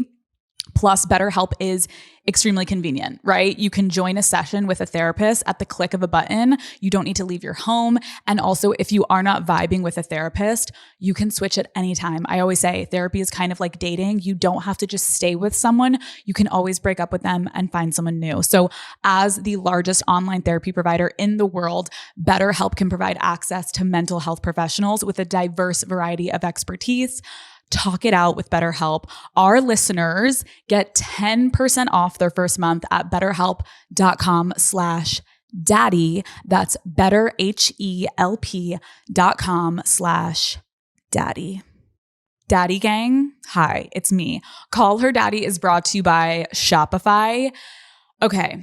Growing unwell, I will say, has been so incredible, but it also has been such a huge learning curve for me. I can tell you from experience that starting a business can be, without a doubt, completely overwhelming, which is why it is so crucial to work smarter, not harder. Luckily, for any entrepreneurs out there listening to Call Her Daddy, the commerce platform Shopify is taking the guesswork out of launching and scaling a business. Daddy Gang, Shopify keeps everything in my business organized and in one place, which has been truly a game changer for me in being able to stay on top of all of the little details. One of my favorite Shopify features is their suite of AI tools, which basically assist in everything from giving directions, streamlining reports, and even generating content ideas. Shopify basically operates as your back office. They're offsetting needs for a larger staff so that you can basically be doing your thing while they're overseeing your operations, which can be so huge for anyone doing like an up and coming business. If you have a startup and you're like, it's literally me. No, it's you and Shopify now. Also, Shopify allows you to tag and sell your products globally and across all major platforms so that you can sell where your customers actually are.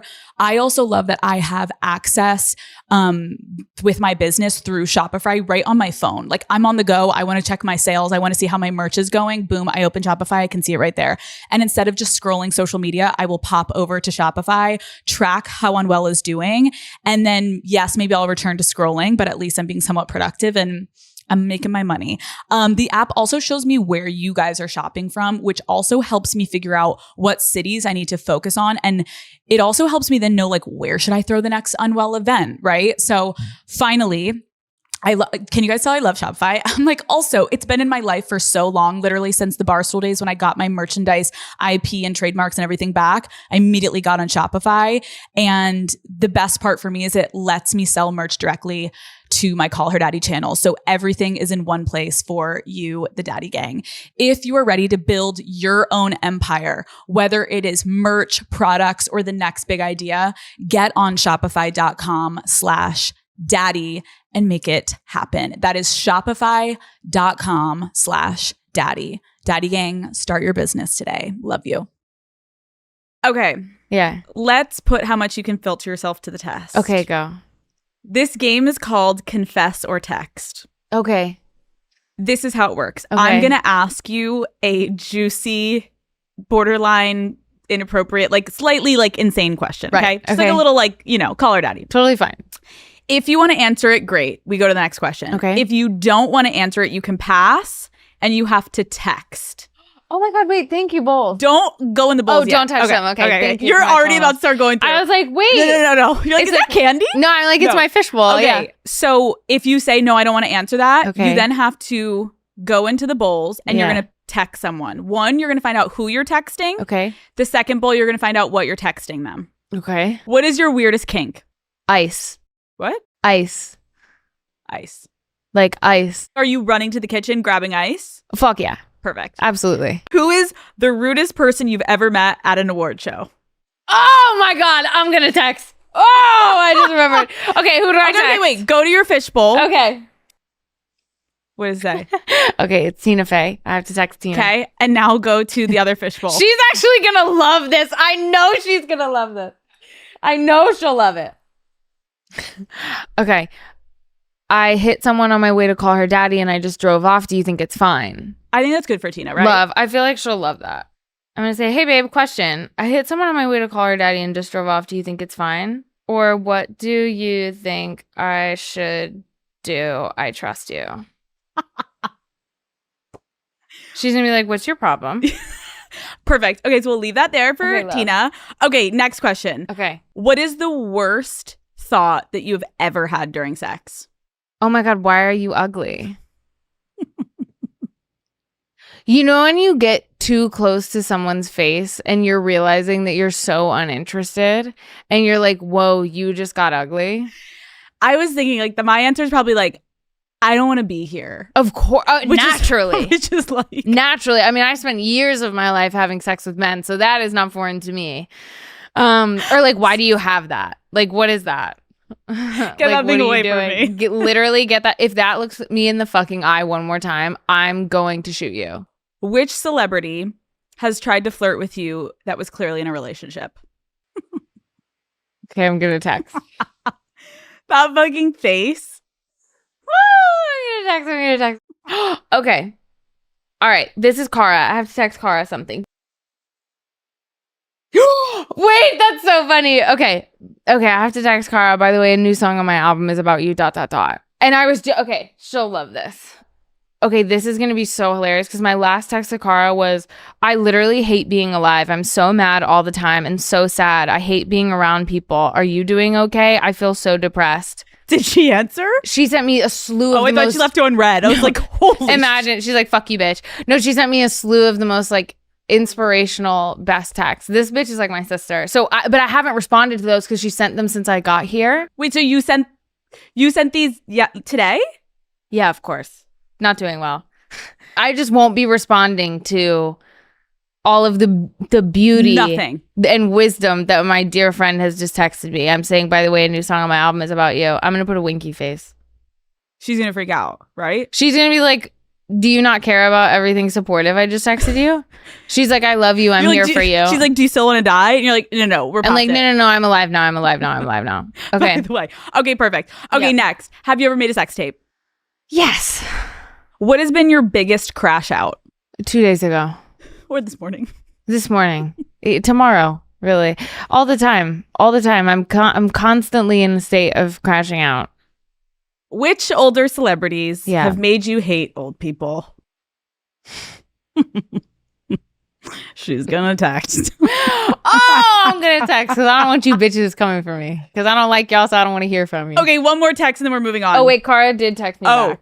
Bro, she's so cute. She said in all caps, what? Which one? Liar. She's like, wait, what's going on? Tell me. Oh my god, wait. Now she's probably gonna be like so sad. Wait. Oh my God. How do I say there's not a song about her? Oh my god. Oh my wait. God. Okay, I have to call her after this because she's going to be like, you fucking bitch. Yeah, wait. That's so Oh my God, sad. I thought it was gonna more like scare someone because obviously the album is about like fuck you vibes. Of course. But she's thinking you're like writing like a ballad to her that's like gorgeous and lovely, and like you're saying how much you love her. Of And course. now you have to actually do the harder thing and be like, Oh no, my God. there's no fucking song. Yeah, what's it called? Okay, who are you texting? Yeah, let's see. Kesha. Okay, I can text. Now that's a down ass bitch. I Okay. can text her something and she'll get it. and Okay. respond. Bro, I accidentally said your name during sex last night. I'm overthinking this. What do you think it means? Okay. So she'll love it. She'll be like, "Girl, you're a free spirit." I accidentally said your name during sex last night. What does this mean? I'm overthinking it. Yeah, perfect. Okay, done. Wait, Cara said, hello? I have to know. Is it mean? Is it sexy? Is it fun? Oh my God. She's spiraling. She's like, literally, what is it about, bitch? She's spiraling. Okay, what? Literally the love of my life. Tina said, I would say stop and just be regular and exchange insurance. But how far are you away now? Tina Fey, I love you. Thoughtful. So thoughtful. Literally thoughtful. Wait, that's so fucking sweet. That is so thoughtful. That's like the best fucking response someone, because she didn't implicate herself. She's saying to do the right thing, but then also being a homie, like, but how far are you? She's so responsible. Okay, close your phone, and then when you get a notification from one of those people, you have to read us the answer. Okay, perfect. Cool. Okay, let's talk about your girlfriend, Toa. Yes. Sorry, you're at home with your crutches. I know, poor thing. But let's talk about her. Yeah. What first attracted you to each other? Well, we were friends for a really long time. And I think like what made me want to be her friend, to be honest, was she's such a talented musician. And there's something about a musician that like I like your brain works in a way that I understand. And musicians are always also so like deep, like tortured people that I'm like, we gotta be friends. Like we have to know each other. So and honestly, I really admired her a lot. Like I was like, she is so smart and just like really naturally good. Like you see like a natural talent and you just kind of know. So I really wanted her. I just like kind of wanted to be in her space and like in her orbit. Who made the first move? She would deny this and say that it was me. But I feel like it was her. Why? Because actually, no. Okay, thinking back, I think in her defense, I'm pretty sure we kind of both decided with each other. We definitely did. Heavy flirting. We definitely did. Not even just kind of, we started to like relax around each other, actually. Like we started to relax around each other. Like I think also because she's really talented and really cool, just to be honest, she was always so intimidating to me. And once I kind of started to relax. Oh no. No, who? Tina, she said, oh my God, I love her so much. What did she say? She said, when you say someone, you mean a car, right? She thinks you hit a person. She thinks I hit a person. She thinks I hit a small family of 5. Should we respond? We need to respond to wait. like relax her. Just say, I just had to send that. It's a joke on Call Her Daddy. We love you. Oh my God. Everyone is alive. First of all, I'm so sorry. This is such a joke. I'm doing Call Her Daddy. And I'm not okay. of a fishbowl. Call Her Daddy is brought to you by Tinder. Daddy Gang. You know that feeling of finding an amazing hole-in-the-wall restaurant when you're traveling to a foreign city? There is truly nothing better than having the best meal of your life surrounded by locals where nobody knows you're a tourist. Well, with Tinder's help, you can have more moments like that and get a true taste of the local life. Tinder's passport mode can be the best travel companion when you're looking for a local tour guide in any city in the world. Try Tinder Passport globally to connect locally during your travels or even before you start packing, all while making traveling to a new place feel easier. With Tinder's help, add more plans to your itinerary by matching with a local and setting a date to see the city through their eyes. Passport mode is also a great way to help immerse yourself deeper into the culture and have more authentic experiences while traveling. With Passport mode, there's so much to discover. Explore all of the possibilities for yourself. Tinder, it starts with a swipe. Download Tinder today. Last time we spoke, Yes. you told me, quote, I have dated so many people in the same fucking font. Yeah. If you went through the roster of 2021, they're all siblings. Yes. Does Toa fit the mold? No. Really? No. Wait, visually? Visually, personality, All of it. everything. No. Like switched she's up. not to be so insufferably in love, but like she is really one of one. There is like truly, I've never met another person like her. I don't think another person like her exists. Like in every sense of the word. She is like physically so singular. Like she's the most beautiful thing in the whole wide world. She's like so stunning, and it's just subjective. Like we always say, like we're always like she's not like you can be gay, you can be straight, you can be a big burly like cis man. Everybody thinks she's hot because she's objectively really fine. She's everybody's type. So like she's got her own thing there. As a person, she is not at all like anyone I've ever dated. She's like so secure and loving and supportive and wants nothing from me except to like love me and be with me. And has been so like thoughtful about that, which I really, really appreciate. And I think she also appreciates too. And she understands because like she's an artist, so she gets it. But yeah, she's just like, she's just so, yeah, she's so one of one. I think everybody else that I've dated has been really, I don't know if the people that I've dated have actually liked me or if they've just like been with me like for fun because it like feels good and it's exciting. Again, like a jungle gym. Like everything is like a fucking play day to everybody. She doesn't care. No, she's like, I couldn't give less of a fuck about what you do with all due respect. Being with her has just made me realize how unsupportive the rest of my relationships were. I mean, you can even just like tell like how calm you are. Yeah. You can just tell you're very at ease with her. Beyond. There's no one I would rather be around or spend my time with. You guys moved in together. Mm-hmm. How did you know you were ready for that? Like, we were spending so much time together anyway that we were like, why do we pay for two separate places?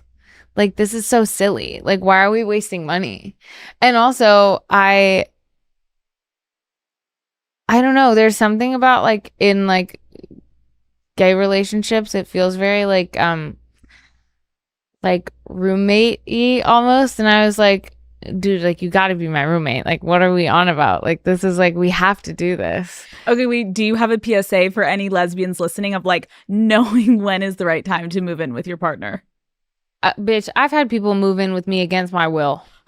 So I am not the one to give advice because I can't even control.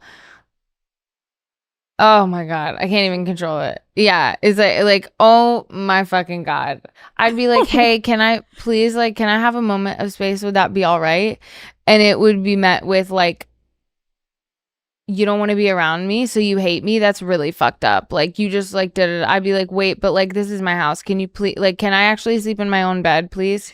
And then you start looking around and all of their stuff has already moved in. You're like, wait, when did we have the conversation like, you were moving in? How did this happen? How did this happen? But Toa and I, we like waited a minute to move in, like over a year to move in with each other because there's a seriousness with which we both took our relationship from the jump and then on. I think because we both knew immediately that we were really going to try and put our best foot forward and be like the best partner for each other because we both really wanted it to work.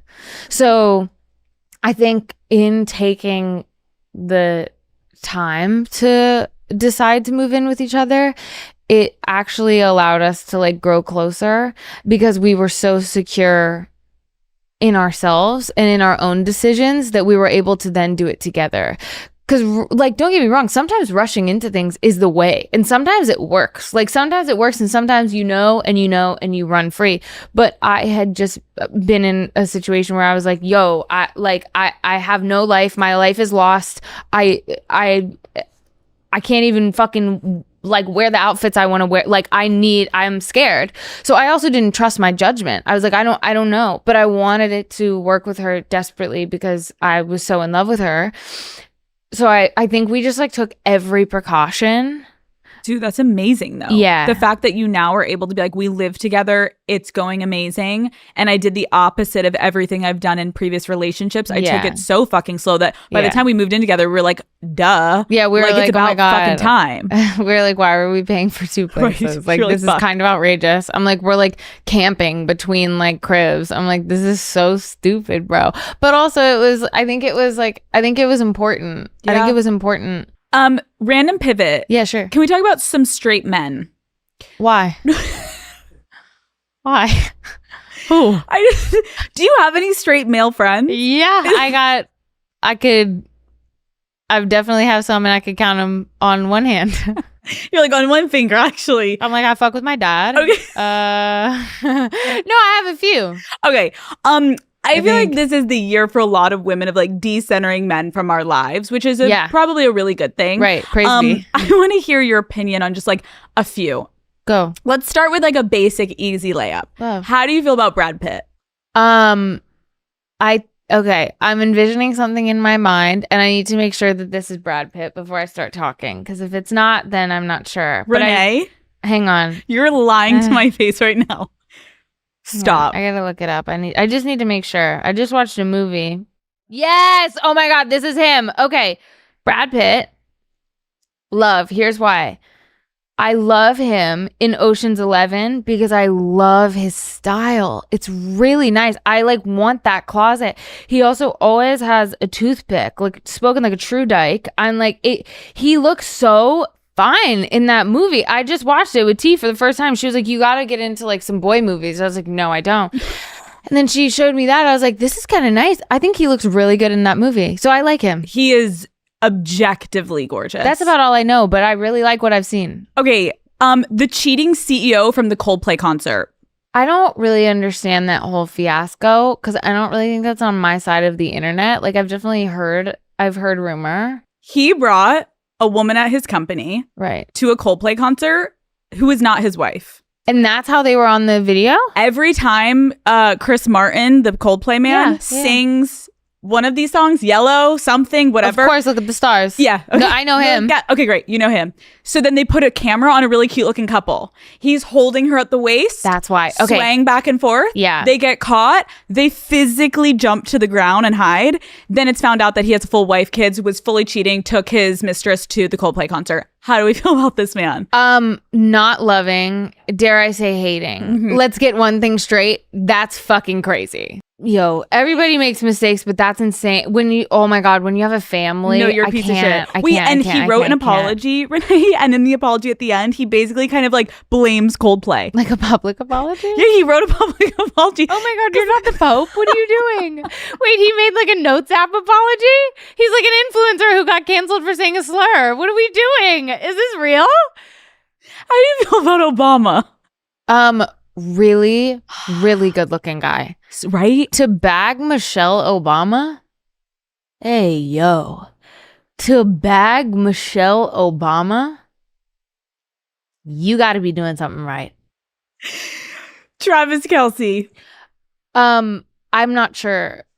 Okay. I definitely know who that is. Because of Taylor Swift. Right. Thank you. Yeah. Elon Musk. Oh my God. Literally roll over. I'm so sorry. Roll over. And I know y'all are checking the internet now and you're checking people's phones when they go through customs and you're doing all that bullshit. Roll over. Get fucked. All y'all. It's embarrassing. It is so fucking embarrassing. You are despicable. It makes me so livid. Everyone who is in power is such a fucking joke. Have you seen people who drive Teslas and they have the sticker on the back of their Tesla where they're like, I bought this, I promised before? I saw one yesterday and I loved it. I know. My sister-in-law has it. I like rolled up to her house yesterday. I was like, queen. Saw it and loved it. Okay, you recently said that sex is amazing for you right now. Yeah. Tell us, the daddy gang, like what could we be doing better? I don't take SSRIs anymore. For me personally, I was like, I'm good on it. I don't think that I want that at that point in my life. That helped. And also I stopped taking birth control because that shit is poison. Let's transition to a different type of sex. Kay. Sex lives of college girls. Right. We made it. Sex. Okay. Explain to me. Yes. what happened? Why did you depart? It was just so fun. It was so You're like, fun. who texted me? And like, it was so fun. It was awesome. What was the final straw? Come on. It was just so fun. It was just so fun. Did you sign an NDA? I've signed many. I've signed many, bro. How did Renee, Genuinely, I have signed many. Yeah. how did people take it on the show when you announced that you were leaving? Fine. They were like, get out, bitch. Fine. Yeah. Like, I think totally fine. They were ready for you to go. I think that sometimes you just know. Mhm. Sometimes you just know. Also, like, nothing on a set is ever a secret. Like, at least it's really hard to do that. Like, also, I was the last one finding out about things, so I think that I don't really think anybody cared, to be honest. I'm sure somebody did, but I don't care. The lyric in your new song says, quote, Yes. I took my sex life with me. Yeah. Now the show ain't fucking. Yeah. Did anyone try to stop you from putting that lyric in the song? No. Okay, so I love everyone around you. No. God forbid I use wordplay. God forbid a girl uses wordplay.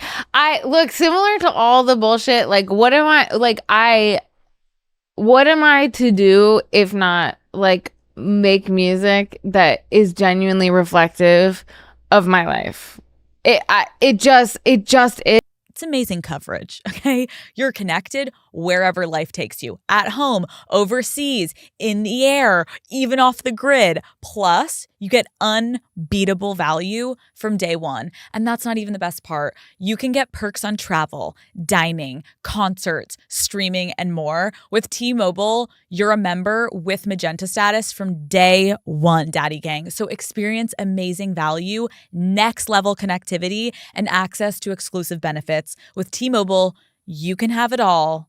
No more settling. We do not settle, Daddy Gang.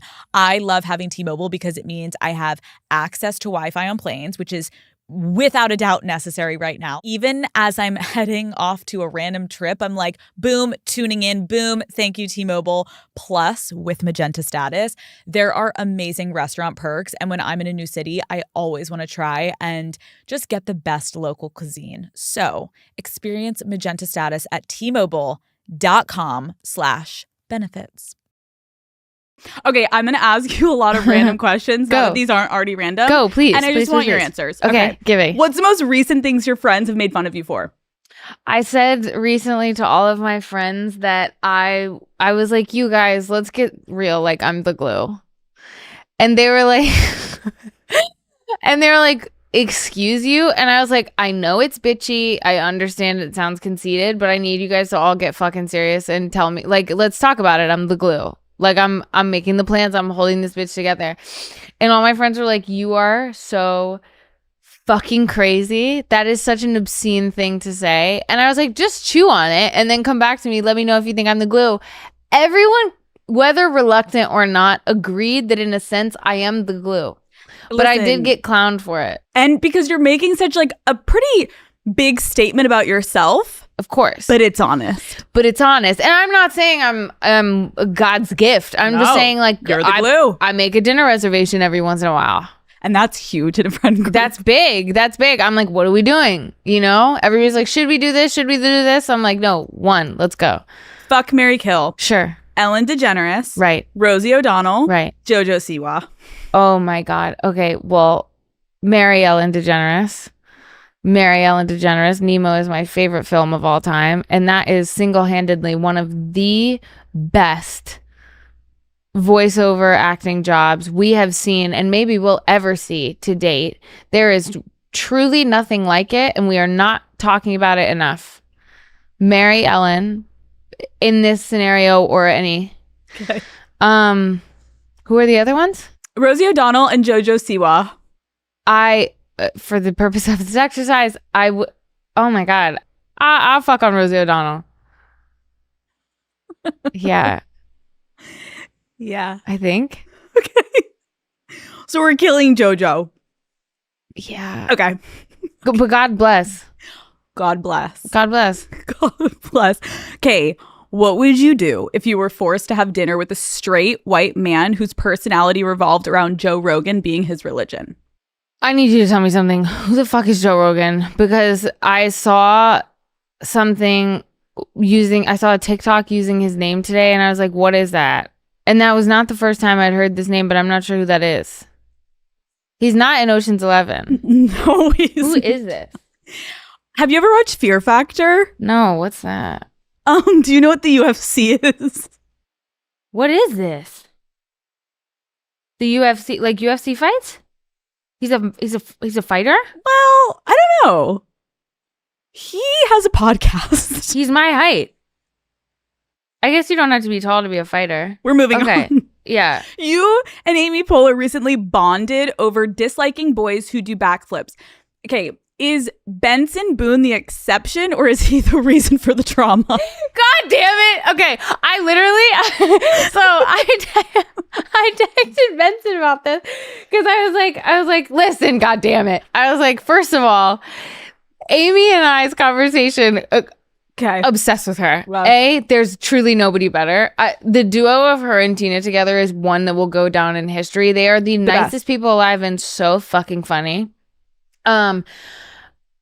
This conversation with Amy and I came from somehow, we started talking about SVU, which I know that you just don't even get me started on Rishk. No. Don't even fucking talk to me about Rishk. She walked in here. I- life changed. Was Renee. freaking out. I was freaking out. Renee. I thought I was gonna literally off myself. I was Imagine me meeting her. like, not Rishk. Shit myself. Woo! I was like, oh my God, I watch her every night. She is everything. No, she's perfect. Okay, She's perfect. so Anyway, we're talking about SVU. We're talking about SVU, and then we got into how much I love Christopher Maloney, and then we started talking about this picture of Christopher Maloney in a split for a Men's Health spread at one point. Oh God. And I was like, look at this. He's in a split. I love Christopher Maloney, but I was like, I don't like when guys do splits. And so we started talking about flexible men. And I said that the reason for me disliking when men do like flips or splits or tricks or little like acrobatic things, it reminds me of the musical theater straight boy who is not very talented, but bags every hot bitch in the cast in high school. Okay. This is an archetype in musical theater Okay. that disrupts me to my core. And they're always flipping, or they always have a trick. They can always do an aerial or something. And they're not talented, but they can flip.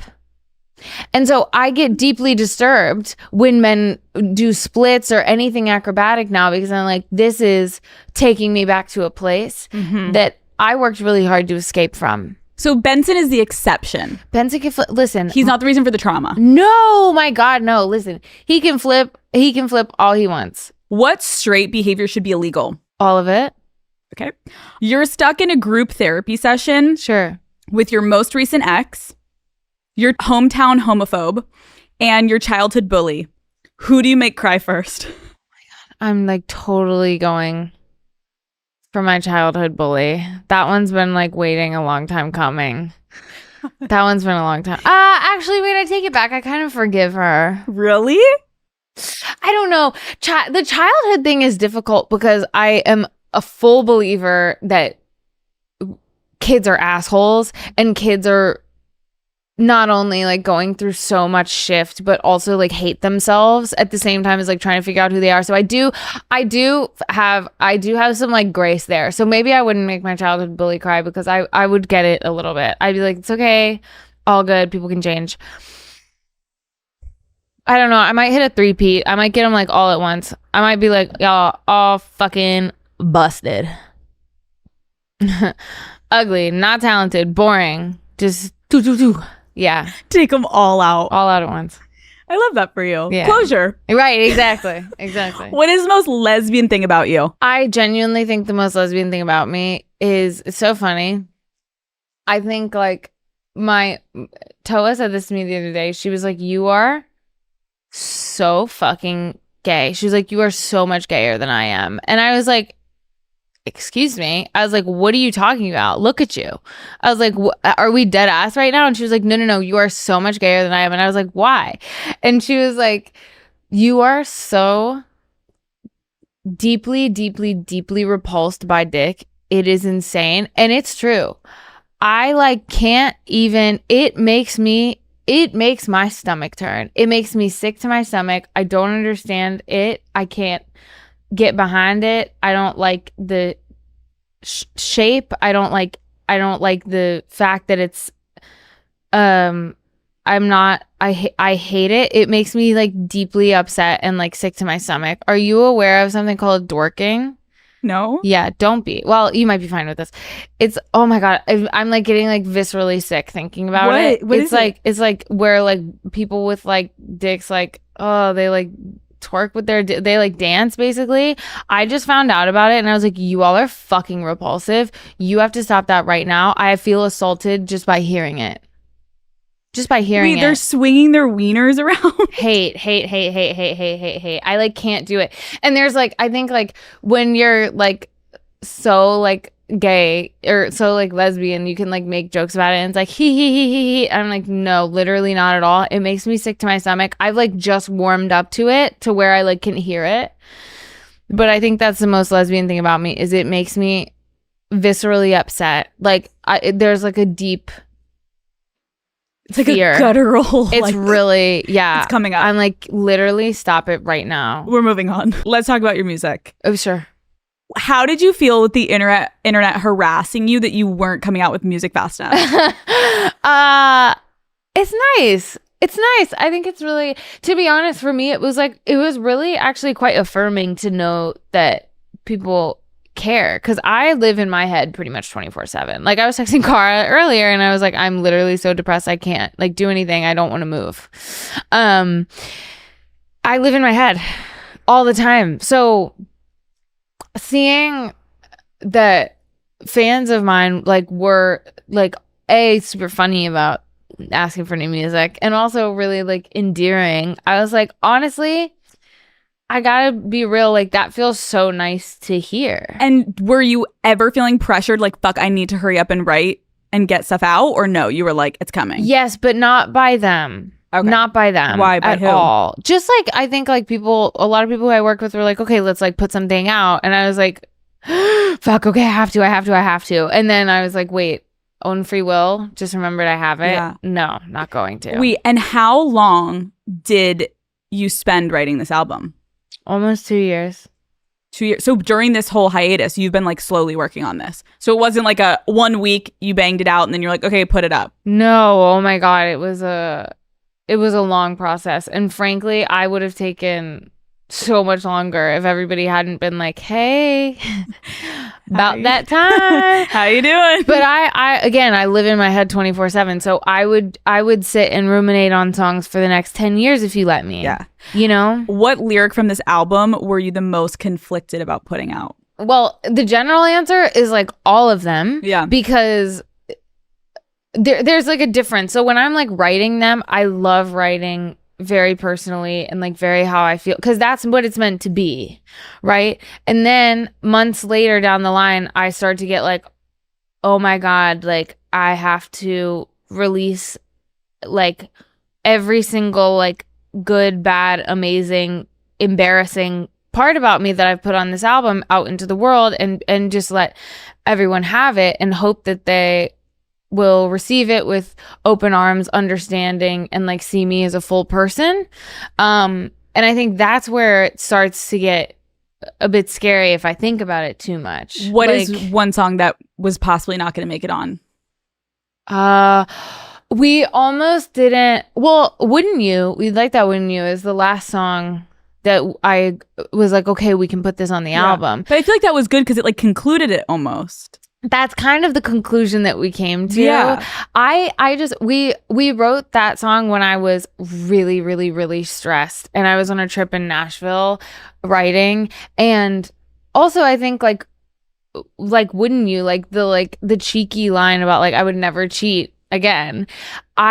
That was another one where like writing it, I was like, oh my God, this feels so good to like get all of this shit out. I feel so like relieved to be able to like poke fun at something so horrible that happened to me and make light of it, and something that I did at one point that I'm not proud of. Like I was like, this feels so fucking good to get out. And then like months later, I was like,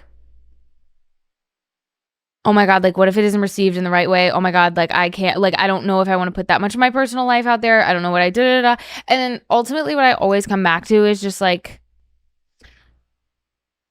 no one knows every intimate detail of my life. That is how it should be. That is okay. I made something that I am really proud of.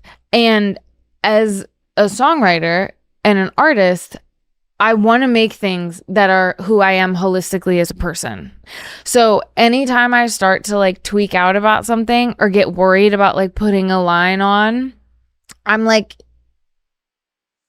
yeah, but like this is what I do, and this is my job, and this is what I love, and this is also how I like expressing myself. And also I poke fun at bullshit I do all the time. Yeah. So like I'm gonna also do that in music because it is what it is.